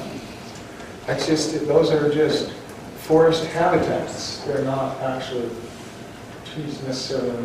Is it based on elevation and things like that? It's based on plant association first. And those do include elevations. Go ahead. Okay, so I guess I saw that data request as very different. And so I'm glad we're having this conversation because I guess I presumed that there would be some type of, I'm going to use an analogy, a baseball card that would tell me when it comes to the 92,000 acres of state forest land, we have the following. Age class as a percentage, or even age class as a map. I have one on my wall, so yeah. I mean, so that's a different request, but I'm happy to. Well, but I think that's what I was assuming we were also asking for with that. That's why I'm glad we're having this discussion now, because I'm like, well, that's not what I was expecting. I was expecting that to be the layers behind the baseball card that I could look at and not have to read the whole baseball stat book. Yeah, they have the origin in there. Its origin. But I think then what I would say we probably need at this level, and this might go to your question, Josie, it might not. What is the in that acreage, some overall areas, and then we have 11 landscapes, and the county's lands is only in 3 of them, if I remember right, or 4 of them. 11 lands. You're talking about the OSF? In the OSF. So I mean, I think it's like 1.5 of them, isn't it? I'm just trying to think. I thought Well, it's all the Clallam, and some of the CQ. It's Dickey and then maybe there might be some that dips down into the Dickey. and there's some, I think, in the Sola. Yeah, Sola. So I think that's why, I always say, I think if we could then get a breakout of those 92, that's more, I'm going to say landscape specific, not site specific, that's the word I was going to try to do. I think that would be useful as well, because I think that also goes into how you deal with what your expected volumes and outputs are. Yep. So, okay, so let's get this square. Yeah. So for the 92,000 acres, I'm hearing you want to break down what's in the OSF and what isn't. All 92,000 in the OSF. What? Somewhere back on this side. Oh, that's a huge chunk. I'm sorry. Yes. No, I apologize. You're right. I apologize. So we want to break down how much is in the OSF and how much isn't. Yeah. For what's in the OSF, you want to know what of which of the 11 landscapes it's in. Yeah. Okay. I think in age class, we gave us a map, I believe. Yeah. So you just want a table? I think his table, would be useful. Table of acres. Yep. That's a little hard to. Stuff. I mean, if you can, I guess it might be just as fine to hear, no, we don't have that, but if you can produce a stocking table. I don't know that they have stock on I don't think I'll ask. Right. The other is how, By stalking, you mean density, right? or and a volume report. Do you mean that specific to the species or just volume of trees for the whole? It really, I mean, if there is anything, let's just say if there is a volume report that exists at some level, aggregate, stand, whatever, I would like it. Knowing that there isn't one is also useful. Yes. So that's what, I don't want you, I know that you won't, I'm not asking you to produce some, labor into it. I would like to know, because I think it'll come up with Grace Harbor, or it'll feed into Grace Harbor, how many inventory plots would we expect to feed into the FRIS or any system? How many on the 92,000 acres would actually have been visited by a cruiser to gather some information versus all of the stuff being modeled and projected? Just to have an idea. Not necessarily plot locations. And if it's OESF-wide, region-wide, and then, that would be fine too. Just some idea of cruising intensity. Okay. And I don't know if you have to, does this have to be sent out 21 days before also, or this could just all arrive? No, but I mean, it either arrive or it could go to Lonnie. It's when it suddenly goes to everybody and everybody starts commenting. Yeah. I mean, we didn't talk about that whole thing in April, but don't do it again. Yeah, so I mean, what will happen is I will provide information as it becomes available to Lonnie. Lonnie will send it to the group, and the group will know that if you find it interesting, write down whatever questions you have, tell the chair, we can add it to the agenda, we can talk about people's reflections on the data that you're being provided, rather than exchanging thoughts by. Do we need to question specifically for the agenda, or do we need to have a session on the agenda for questions? Probably just put a generic session on the agenda for questions to do with DNR data requests or something like that. Yeah, Like, kind of like what this is. And folks can both say, hey, I haven't gotten that yet, or hey, I did get this and I found it interesting and I'd like 10 minutes of discussion with the group about it. I think all that stuff can be summarized from the database, but it's just a matter of writing the queries and the reports to do it. Agreed. And like I said, I had a total of half an hour to look at stuff. There's thousands of stands. Yep. Okay. Next meeting date, June 17th. Is this also a discussion of the potential agenda? Yeah, this is one side. Okay, so I would ask everybody, if you have your action minutes, which is a short version, please turn to page 5. Because one thing I've noticed doing these is that as we try to set up the agenda, we'd say, well, this is what we want to do 2-3 months out. And I understand things change, but I also think sometimes we drop things. And then suddenly, oh, well, we need to talk about that. I'm like, yeah, we had said we were going to do that back in February, but in March, you all wanted to go a different direction. So we're not bound to that. It just helps us understand those are some of the thoughts a month ago. Right. I appreciate that. So I guess we're okay with what happened in May? May's over. It did happen. Ron, are these your words, or? I'm not going into that. Okay. You can read and Then listen to the tape, Cynthia. Okay. That's the nicest way I can respond to that I won't inquiry. do that. I was just wondering, because in July, that we're going to talk about alternatives to reconveyance, but it sounds like we limited that to the OESF. And I think that the alternatives should not just be dealing with OESF. There are other alternatives. No, that's actually very different than that. July is not alternatives, that's June. July is expand and border upon the unique assets with the OESF. And if this could come up with an alternative reconveyance. That was Susan's specific, she had asked a question about, we need to talk about the OESF, and could it be used as an alternative to reconveyance? And so I was like, oh, okay, let me try to capture that. I would just, well, I'd like to expand on her idea then, is just, alternatives to reconveyance. I think that's a friendly amendment, and I agree. Well, that's June. Look at the second And what bullet is in June. embroidered? I see July. That's July. I see, mine says. Yeah, but in June it says other That's alternatives. within Within, regarding, or associated. Yeah, so that's given that you're reconveying. And the next one is other Okay, I guess I didn't read alternatives. it that way. So. Okay. I think that's what you need. I think we need to figure out what you want to do in June and what you want to do in July. And if the Grace Harbor person can come in June, that suddenly truncates part of June. If they can't, what would you like to do in June? I mean, I think that, I'm just asking you, look at this because this was some of the thoughts a month ago. It's not what you're bound to, but it's some of the thoughts so that you don't start from whole cloth.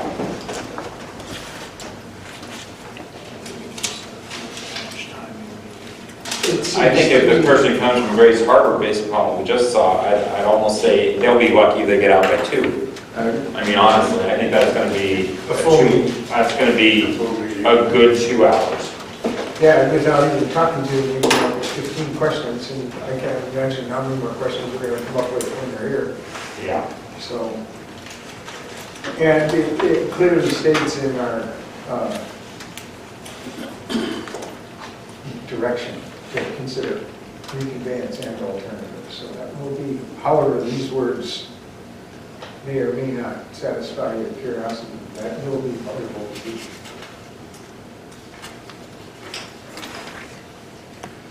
I have a request, and I have to look at my calendar here, that we could consider moving the date of the July meeting. Is that just one person inconvenience or several? That would be me, but I'm asking the question to move to the 8th, to the 15th. It's fine with me.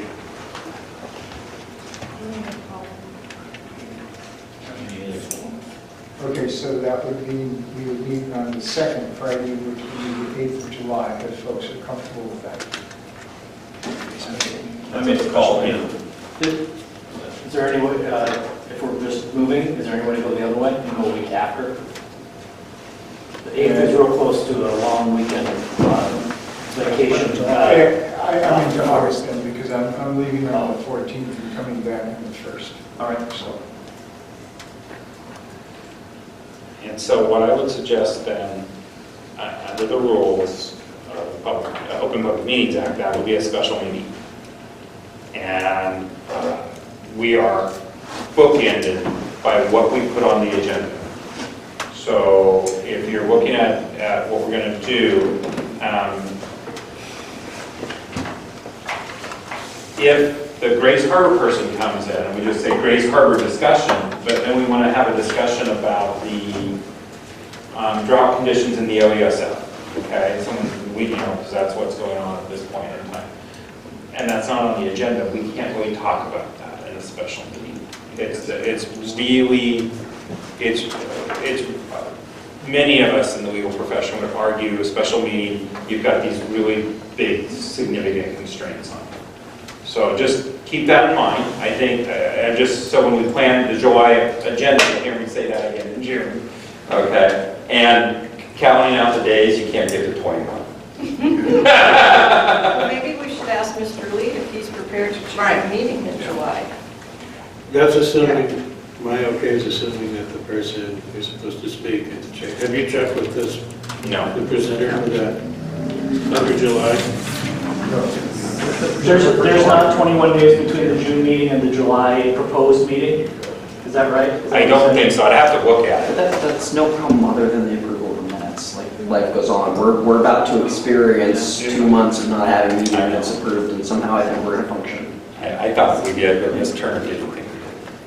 There's one thing about what's shown on the agenda, other alternatives regarding or associated with reconveyance, and that's in June, and then other stuff in July. It seems to me that this group would benefit from a whole meeting where we just talk about what we know, what we think we know, and the data gaps, before we start talking about the implications of reconveyance or other alternatives. And I believe that that will help us when we get to the discussion of reconveyance and other alternatives. Want to do that in June? Well, I'd say that that's a good idea. Some of us have a job that we have to take leave for. So I would not want to have 2 meetings in the month or whatever. Yeah, I don't think that's being suggested. No, that's not being suggested. So I think June becomes either the Grays Harbor person, if they can attend, or perhaps what Joe just suggested. Yeah. And if the Grays Harbor person comes in June, then what Joe just suggested takes place in July. Yes. And hopefully, whether it's June or July, a meeting where we sort of sum up what we know is also a great opportunity to step back and say, okay, you know, Commissioner Peach has been fair and blunt with us about the county only has so much resources for this, and we need to, one way or the other, be prepared to finish by the December meeting. And so, you know, we're getting more than halfway. It's probably time for a good meeting. It's not a big presentation. It's a chance for the group to really discuss where we think we are and what needs to happen to make the first call. Do we want to recommend reconveyance or not? And if not, then the second discussion that Susan brought up today.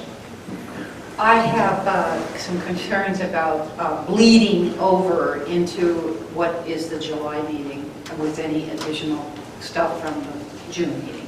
And so I think that there could be some short, concise, elaborate descriptions of viable alternatives for management options that could be defined and presented during that July meeting. And that could include the OESF management. But I think that we need to hear some of those and have the appropriate individuals here to present them.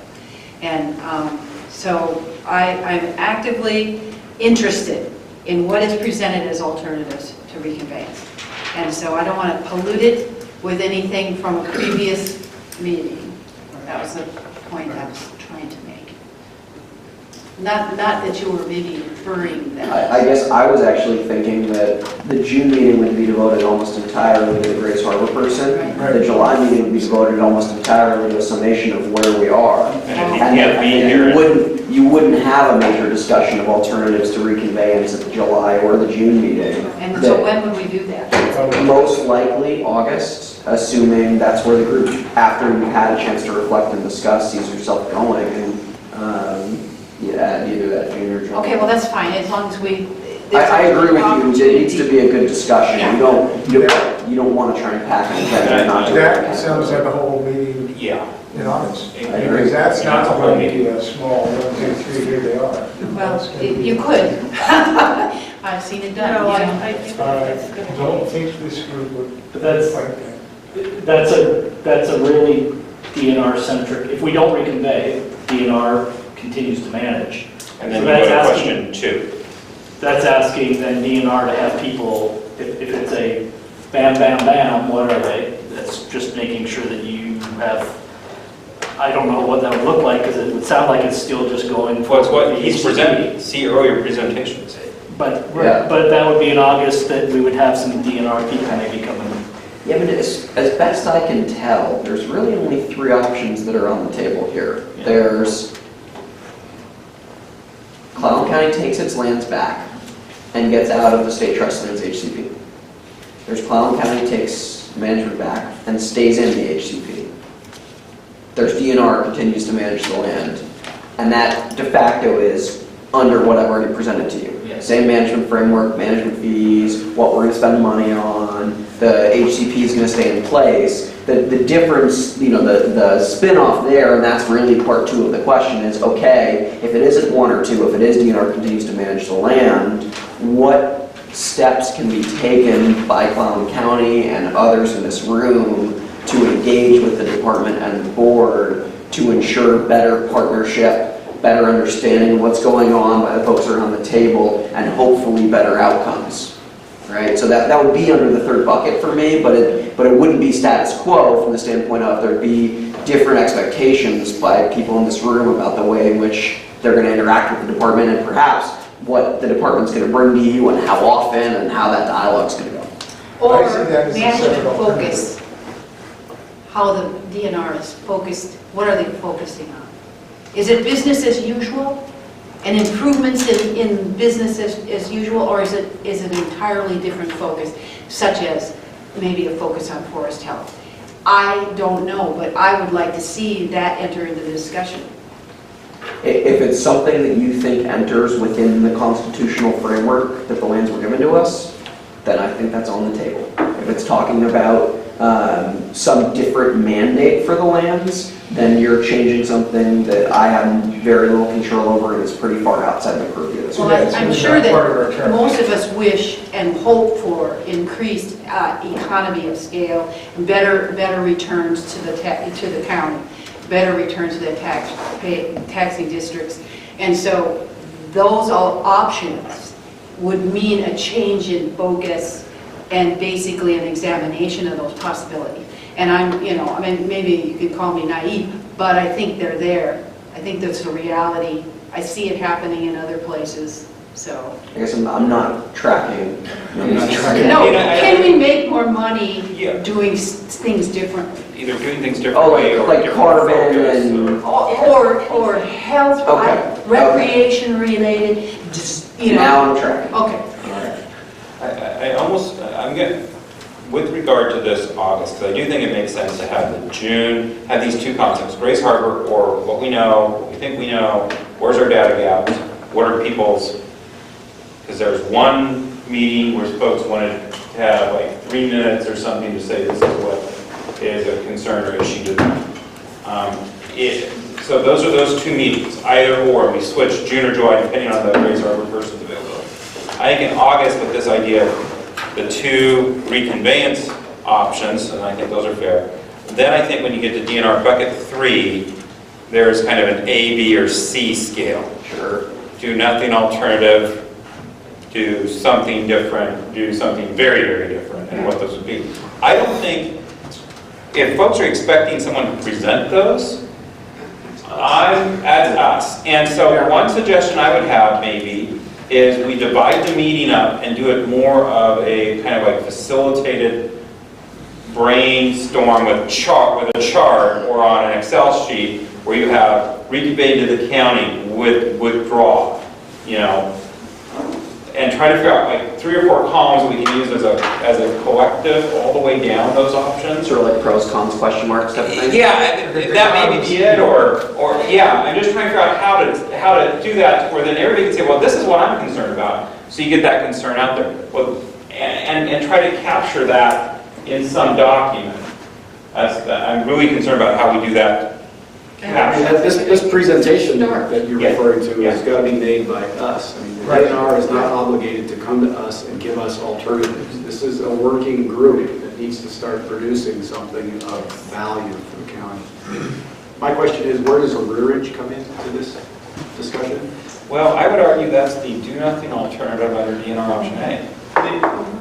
Because that's your current management. And so option B, I would argue, is fully loaded DNR. And then option C might be a creative DNR. That's how I break it down. What I'm wondering is if DNR's obligation right now that they're managing to the best they can is to make the most money under the constraints they have with this plan for the counties. All of this is, what you're suggesting is a just try harder scenario. It's a do nothing obligation, but just go back and gosh darn it, be better at getting us our money, which is, to me, a magical thinking scenario. Because if they could, I believe that if they could find a pathway to saying, well, God, if we just flip this darn switch, the county would get triple the revenue back. They would have split the switch. I think you're confused. You're ignoring. I don't think between all the people speaking, I'm the one that's confused. You're ignoring the current and future obligation of the beneficiaries to the beneficiaries from DNR. You can't just say maximize the money. You just can't say that. That's not how the trust works. Given all the constraints, all of the things in the third scenario that Toby described, or not Toby, Kyle described, the DNR retains management and something else, and Rod said that maybe there's 3 options within that. I don't think that there are 3 options with that. I think there's one option because they're doing what they can within the set of obligations, constraints, and planning. If there's not an unexplored pathway allowed by the HCP, that they would then manage 92,000 acres separately from the other 1.8 million acres and say, we're going to give you the extra money. The rest of the people who haven't engaged in this process, they just get what they get. Think about what we heard in the arrearage presentations. One of the main reasons that there even exists an arrearage is because DNR doesn't have the budget to put timber sales on the ground. So one of the ways to increase the revenue flow to the county is to go to the legislature and increase the budget. We did that. And We did that. I understand that's a perpetual problem. I mean, our community might have a problem with that because it might make the cut so high that we're afraid of the impacts, but that's a different issue. But there's, I think what you're thinking is that the bottom line is a timber volume, and income from timber volume sale, or from timber harvest.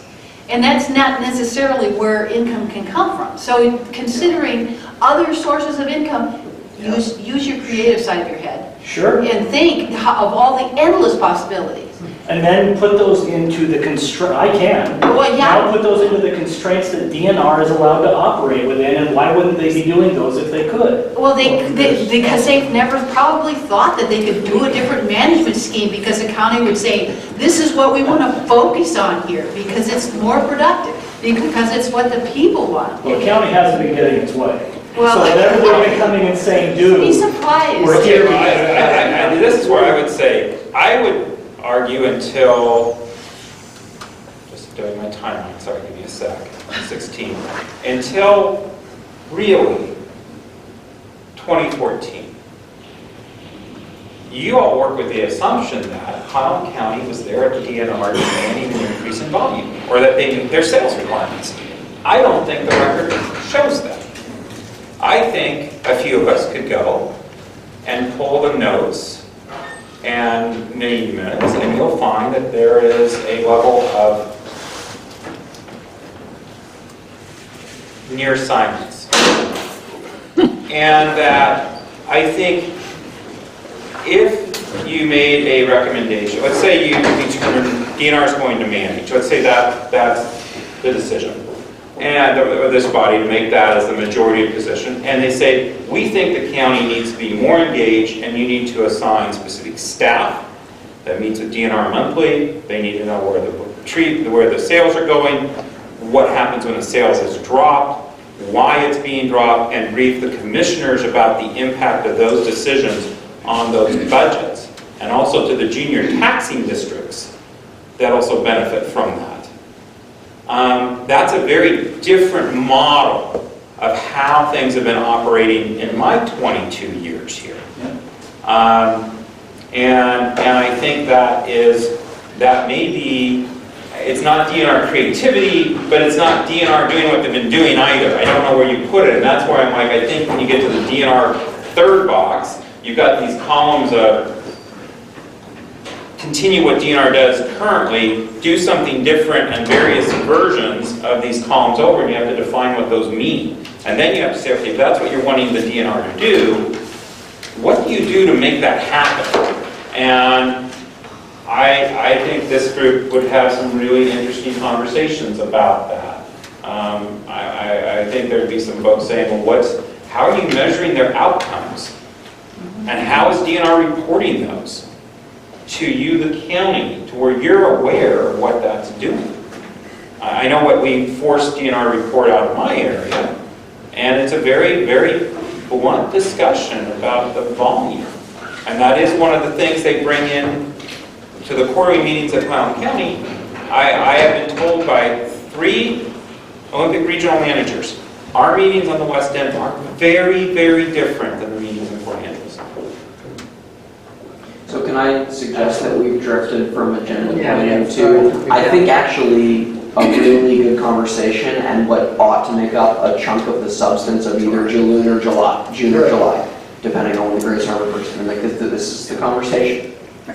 And we would like the opportunity to bring forward some details about the alternative kind of ways to produce income, as well as the causation and environmental impacts of forest practices and why there's such a big off base, and that reconveyance isn't going to change that.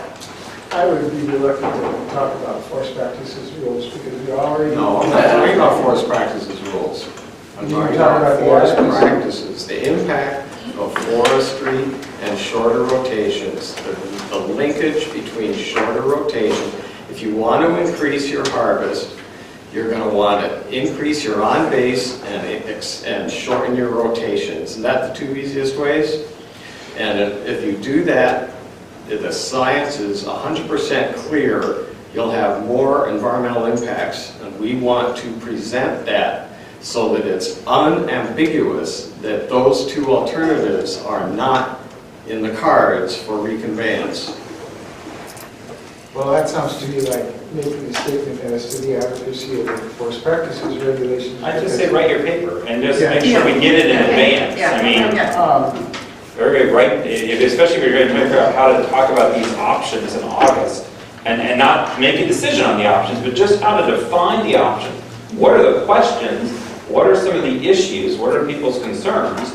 That's the way I would try to deal with that, because that then allows you to put this thing out that says, okay, come September or October, we're trying to make a decision amongst those. Or, you know, what's those? What is those? And I think put it together, but I would suggest put it together to where it could be handed out or made part of the August meeting, because the further it goes down in time, it'll be an addendum, is my fear.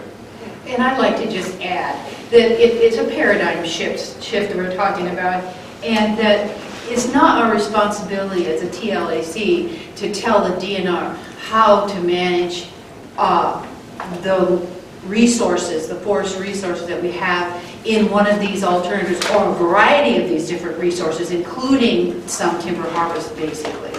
It's our responsibility to say what we want as a desired outcome. The optimizing the possibilities, and just work in a partnership and identify partnerships and assist the DNR in making that whole plan easier. And so, and help them shift into a different way of thinking for Clallam County, leading the applicant creativity. Mr. Chairman? Yeah. I'd like to suggest that we have subcommittees. There are 6 people sitting on that side of the table who I think have their opinions. There are several people here who have, I think, pretty sure what their opinions are. And then there's a group here that I really don't know. I don't know where they're coming from. And you're lumping Tom in with us? No, I love you, man. No, Tom, I didn't do that. I love that. That saved my whole day. Come on over, Tom. Give me my picture of you, Tony. That just made my... I just need to know if they're a wine drinker or a beer drinker. All right. You're a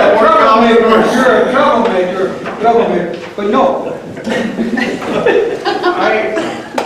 Look.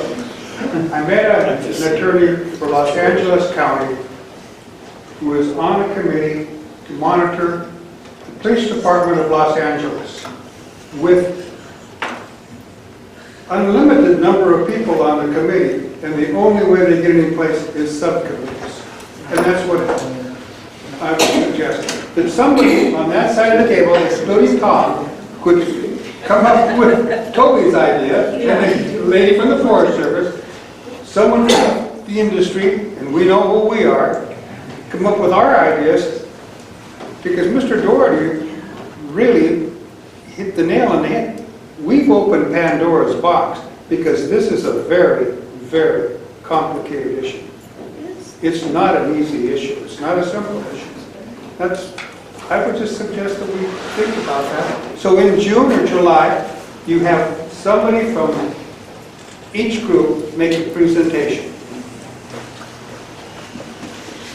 Just a suggestion. My suggestion is the group functions as a whole, because if you just have the individuals from the subcommittee talking, then that eliminates other people's opportunity to speak, and that wasn't quite what this was designed to do. But the good news is, between now and the next meeting, whether it's, if June is Grace Harbor, between now and July, as long as it's not a quorum, folks from the committee have the opportunity to connect with each other offline between the meetings. So it doesn't have to be a true blue subcommittee, as Bob's suggesting, but there are opportunities for people to share ideas, prepare for a full group discussion that I think can get at what you're suggesting. I'm imagining that it's already being done.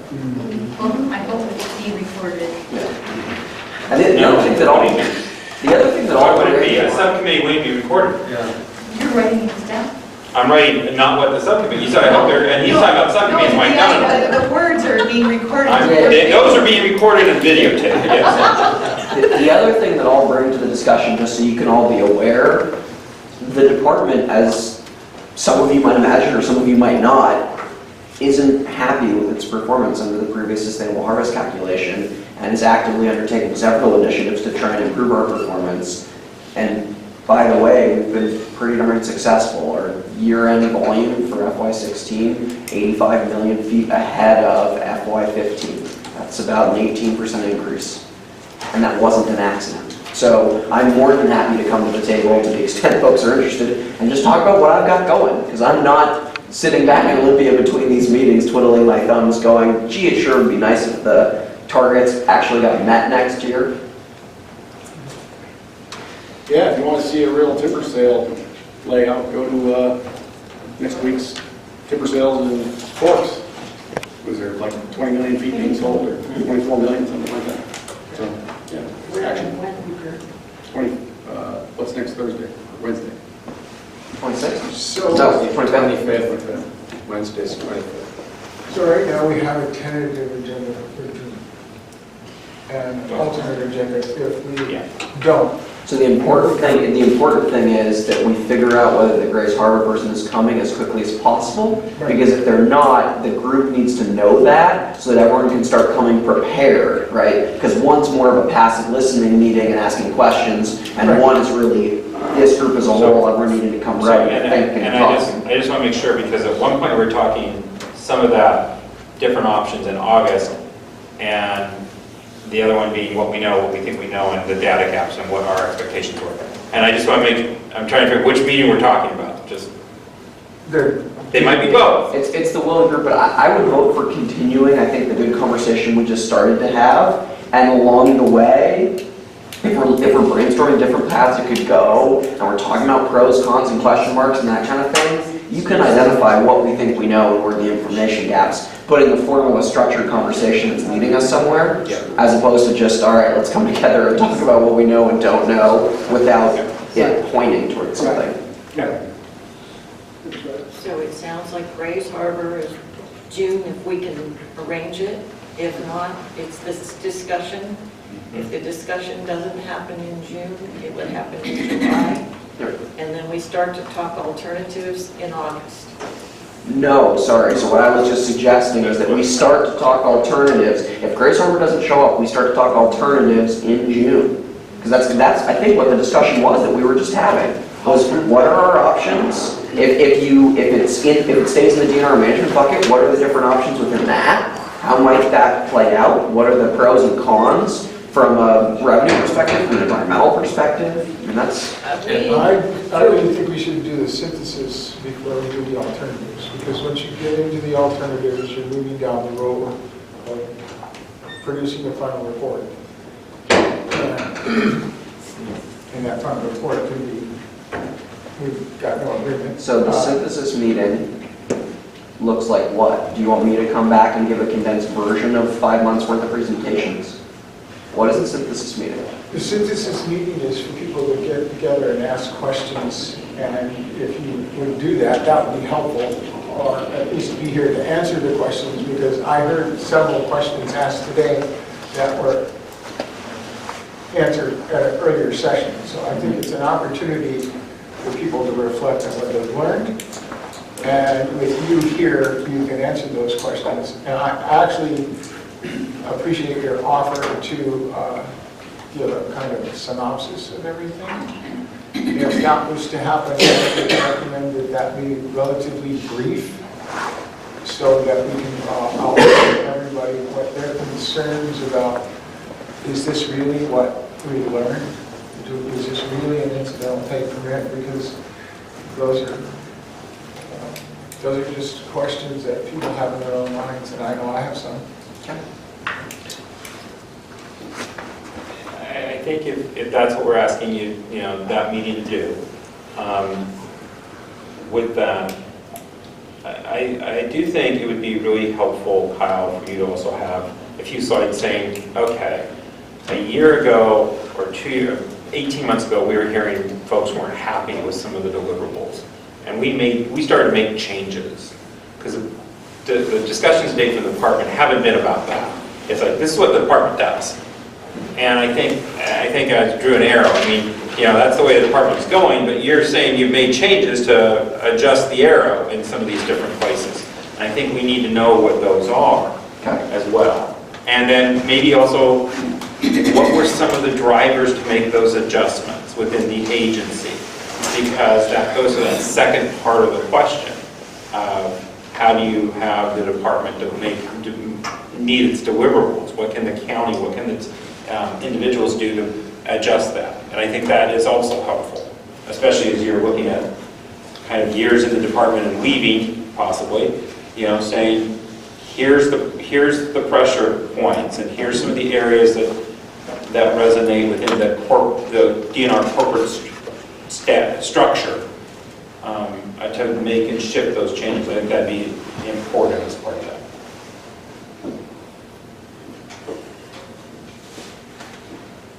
So what I'm hearing is June or July is Grace Harbor. The alternative meeting, whether it's June or July, is going to be me giving a very brief synopsis of stuff we've already covered, just to remind everybody some of the major highlight points. Probably that's its own conversation, right, with discussion, and that's where the sort of what do we know, and I think that would be the bulk of it, probably a couple hours of it. The other hour would be a more new information from me to you about, from my time in the department, what do I see as the major pressure points? What is it that affects our ability to hit the sustainable harvest calculation? And I can put on a slide, land classes and those kinds of things, and that is part of it. But there's a very real human aspect to it too that has a big influence, and I think that's what Brad's asking about. And is that where you explain the changes that you've made? Yeah, I think so. But some of us don't see that as a downfall or an error or a bad thing. Some of us look at that as a saving grace, as a this is not bad.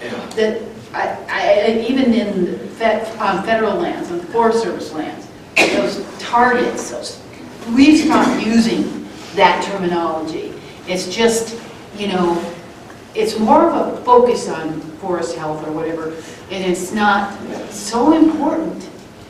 And I know it is to you because it's really, it's probably in your job performance appraisal. It's in the RCW. And it's the beneficiaries who are the ones that are losing. Well, that's because they're benefiting from that, but it could be something else that provides that benefit, so, And I think we would like that we will prepare a presentation on both the limitations and impacts and benefits on the environmental side and the alternative benefits of some carbon, especially on the revenue side. Yeah, I mean, from my standpoint, my management expectations are fairly clear, and so I can give a presentation in June or July about what my operating environment looks like and what the steps are that we're taking within that to try and improve performance. And then when we get to August, as it sounds like August is going to be around the options, that's a great opportunity for you to say, yeah, we heard everything Kyle said last month and what he's doing, but we think there's a better way, and here's what it is, and here's why. I think it's totally fair. It wouldn't be the same meeting, but it's an evolution of the conversation. So you're going to have a paper?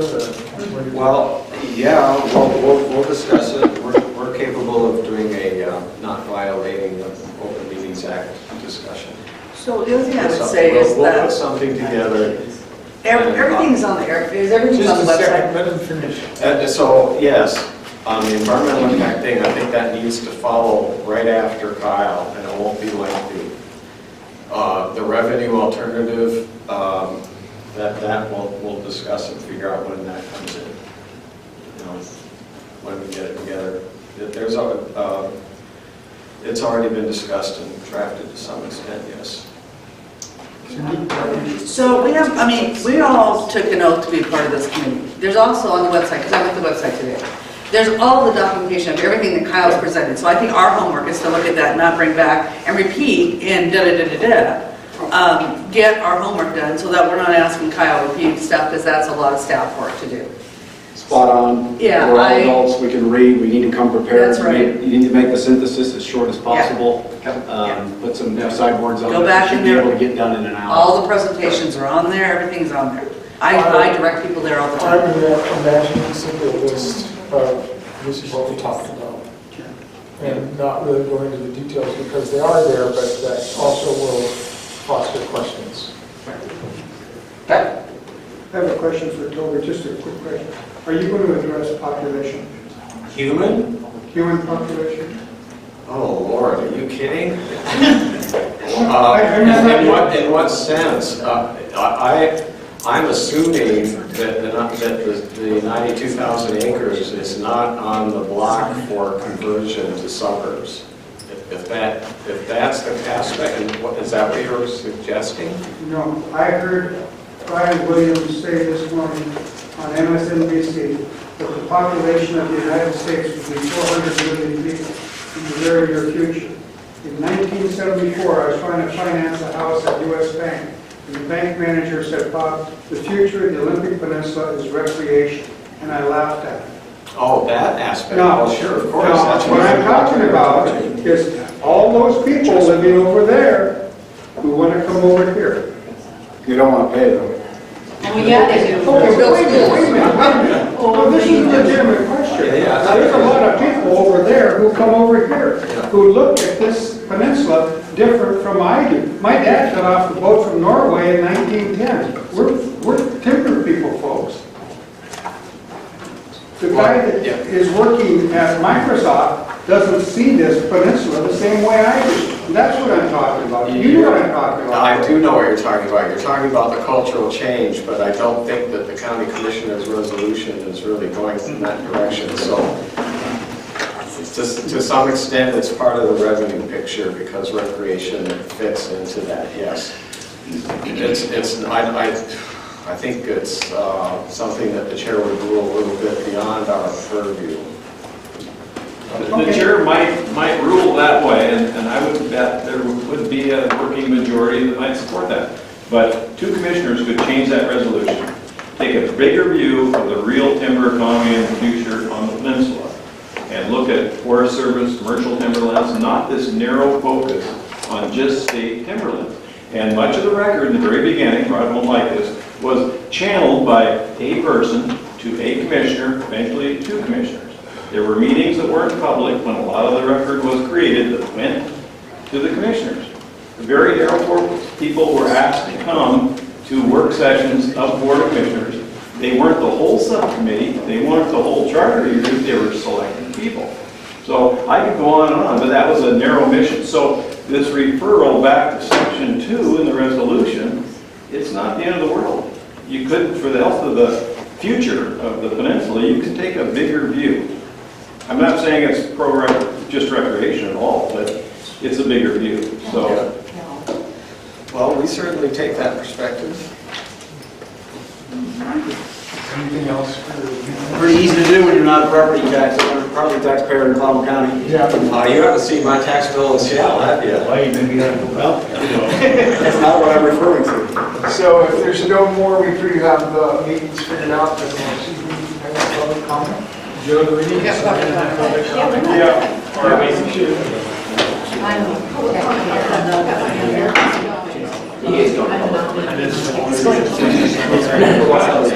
If I don't get Public comment. No, public comment, sorry.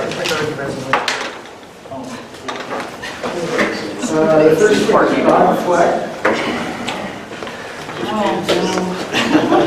Well, we have 2 Unfortunately, minutes. Mr. Doherty's predictable. 2 minutes. And so I brought you the history of the charter review, including the comments and who testified. And I don't see how Sherry Kidd is controlled by Green Crow.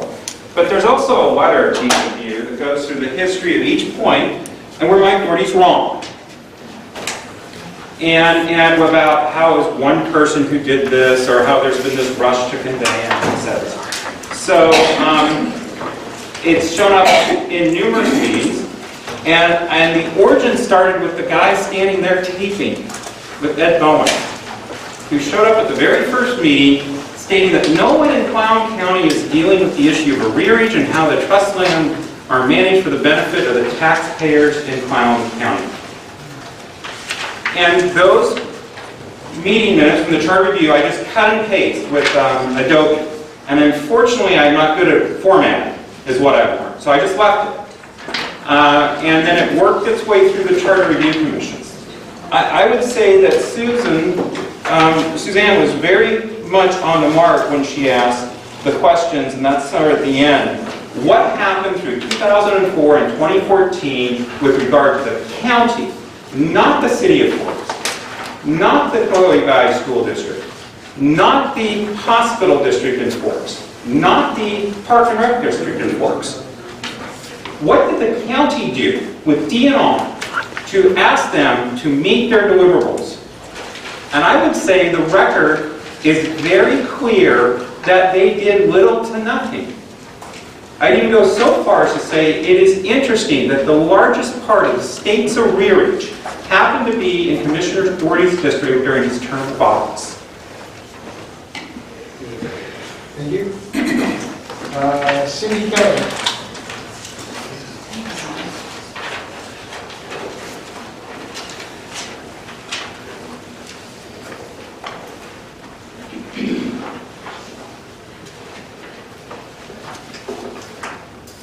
Cindy Kelly. So what I want to share today is the resolution that we are operating under.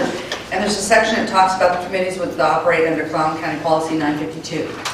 So in 952, we talked a bit, kind of like what Rod just kind of talked about, ethics. And so a lot of us wear many different hats. As we sit here, I, of course, represent the Grange, but also I'm a school board member on the Port Angel School Board. I also serve on the Washington State School Directors Association, and I also serve on the Washington State School Directors Trust Lands Task Force. So anyway, what I need to share with you and give to you today, because it came to my attention, is that I got a letter from the Chimacum School District Superintendent that says that the Chimacum School Board is located in Jefferson County and home in the McCleary case, and has been in conversation about school funding and general more specific strategies about timber within Clallam County. Today, a subcommittee of the Chimacum Board met to reveal the timber issue and consider what is, if any, action might be presented to the board as a whole, realizing that this would be an area of high interest given the school finances issues would continue to be unresolved. The subcommittee wants to dovetail any possibility of local actions with the WASDA Trust Lands Task Force, which I'm a part of. The proposed resolution has not been placed before the whole school board for discussion. Instead, it is offered to you as one model which may propel the issue into the forefront. We understand that some momentum is gathering in Clallam County on the issue in the form of the North Olympic Peninsula Timber Action Committee. In Chimacum, we will watch closely many proceedings relating to school funding. Please consider this resolution as a tool to further WASDA's decision. So I just want to tell you that the WASDA board, nor the WASDA Trust Lands Task Force, has taken any action to this.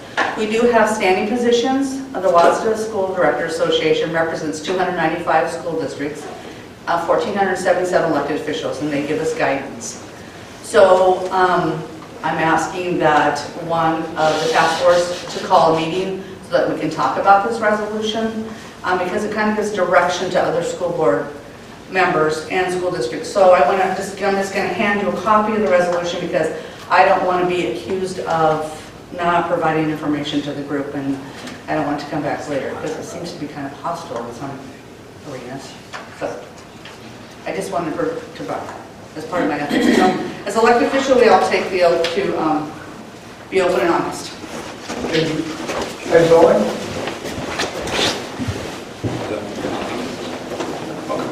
Ed Bowen, P.O. Box 111, Clallam Bay, citizen speaking for myself. I'm very interested in this upcoming Grays Harbor meeting, and listening today, something came to mind. Aside from my interest in the sustainable harvest and the timber aspect of the forest, I would like the question also for Grays Harbor to bring to the table for at least the public to hear. What do they use their lands for in terms of multi-use? What are some things maybe they do that nobody else does? Maybe DNR doesn't approach a particular aspect of using the land for a certain purpose. Maybe it's a watershed, a municipal water system purpose or something. I mean, have them bring, I'm asking if they could bring to the table some of the uses they use their 40,000 whatever acres for, other than for multi-use purpose, for other purposes that maybe have not been clearly identified in the DNR setting. So I think that would be helpful for me to understand what they've been using their lands for. Thank you. Thank you. Phil, please.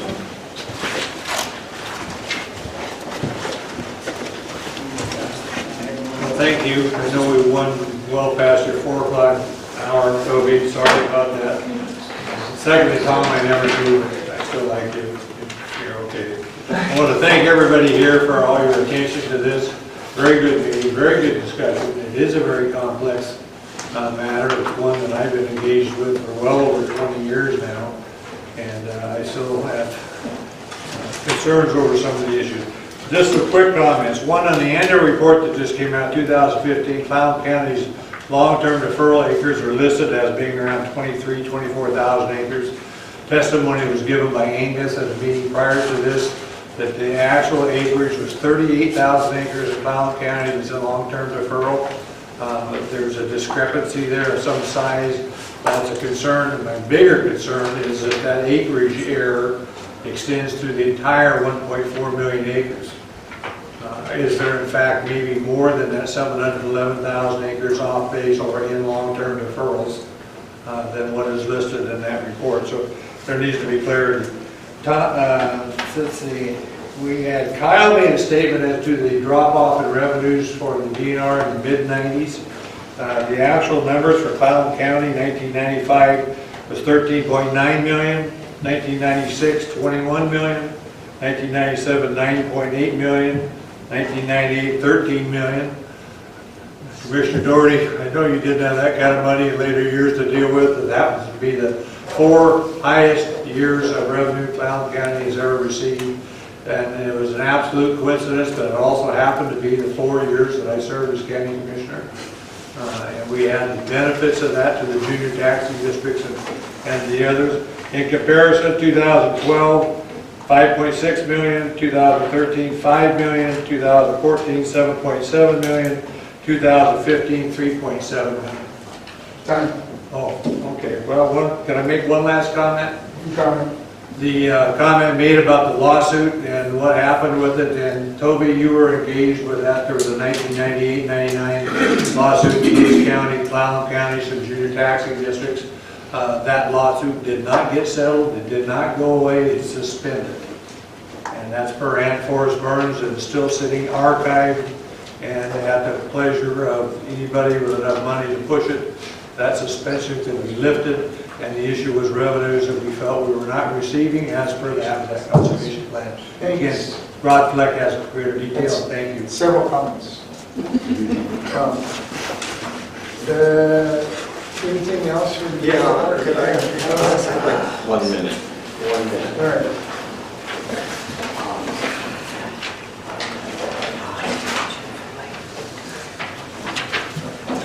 Speaking of population, I live in the heart of the most gentrifying urban core of this state. The property taxes are going up. People are having to leave the city because they cannot afford what's happening. It's also the most left liberal voting population, and we are desperate for a progressive tax system. I hear your pain. You are not going to solve your pain by getting McCleary solved on timber. It isn't going to happen. We need to change the tax structure to solve McCleary and your problems and our problems. Thank you. Thanks. Anyone else? Any values that would like to comment? Okay, that's all we have on the agenda. Is there anything else that people want to bring up? I guess we're adjourned then.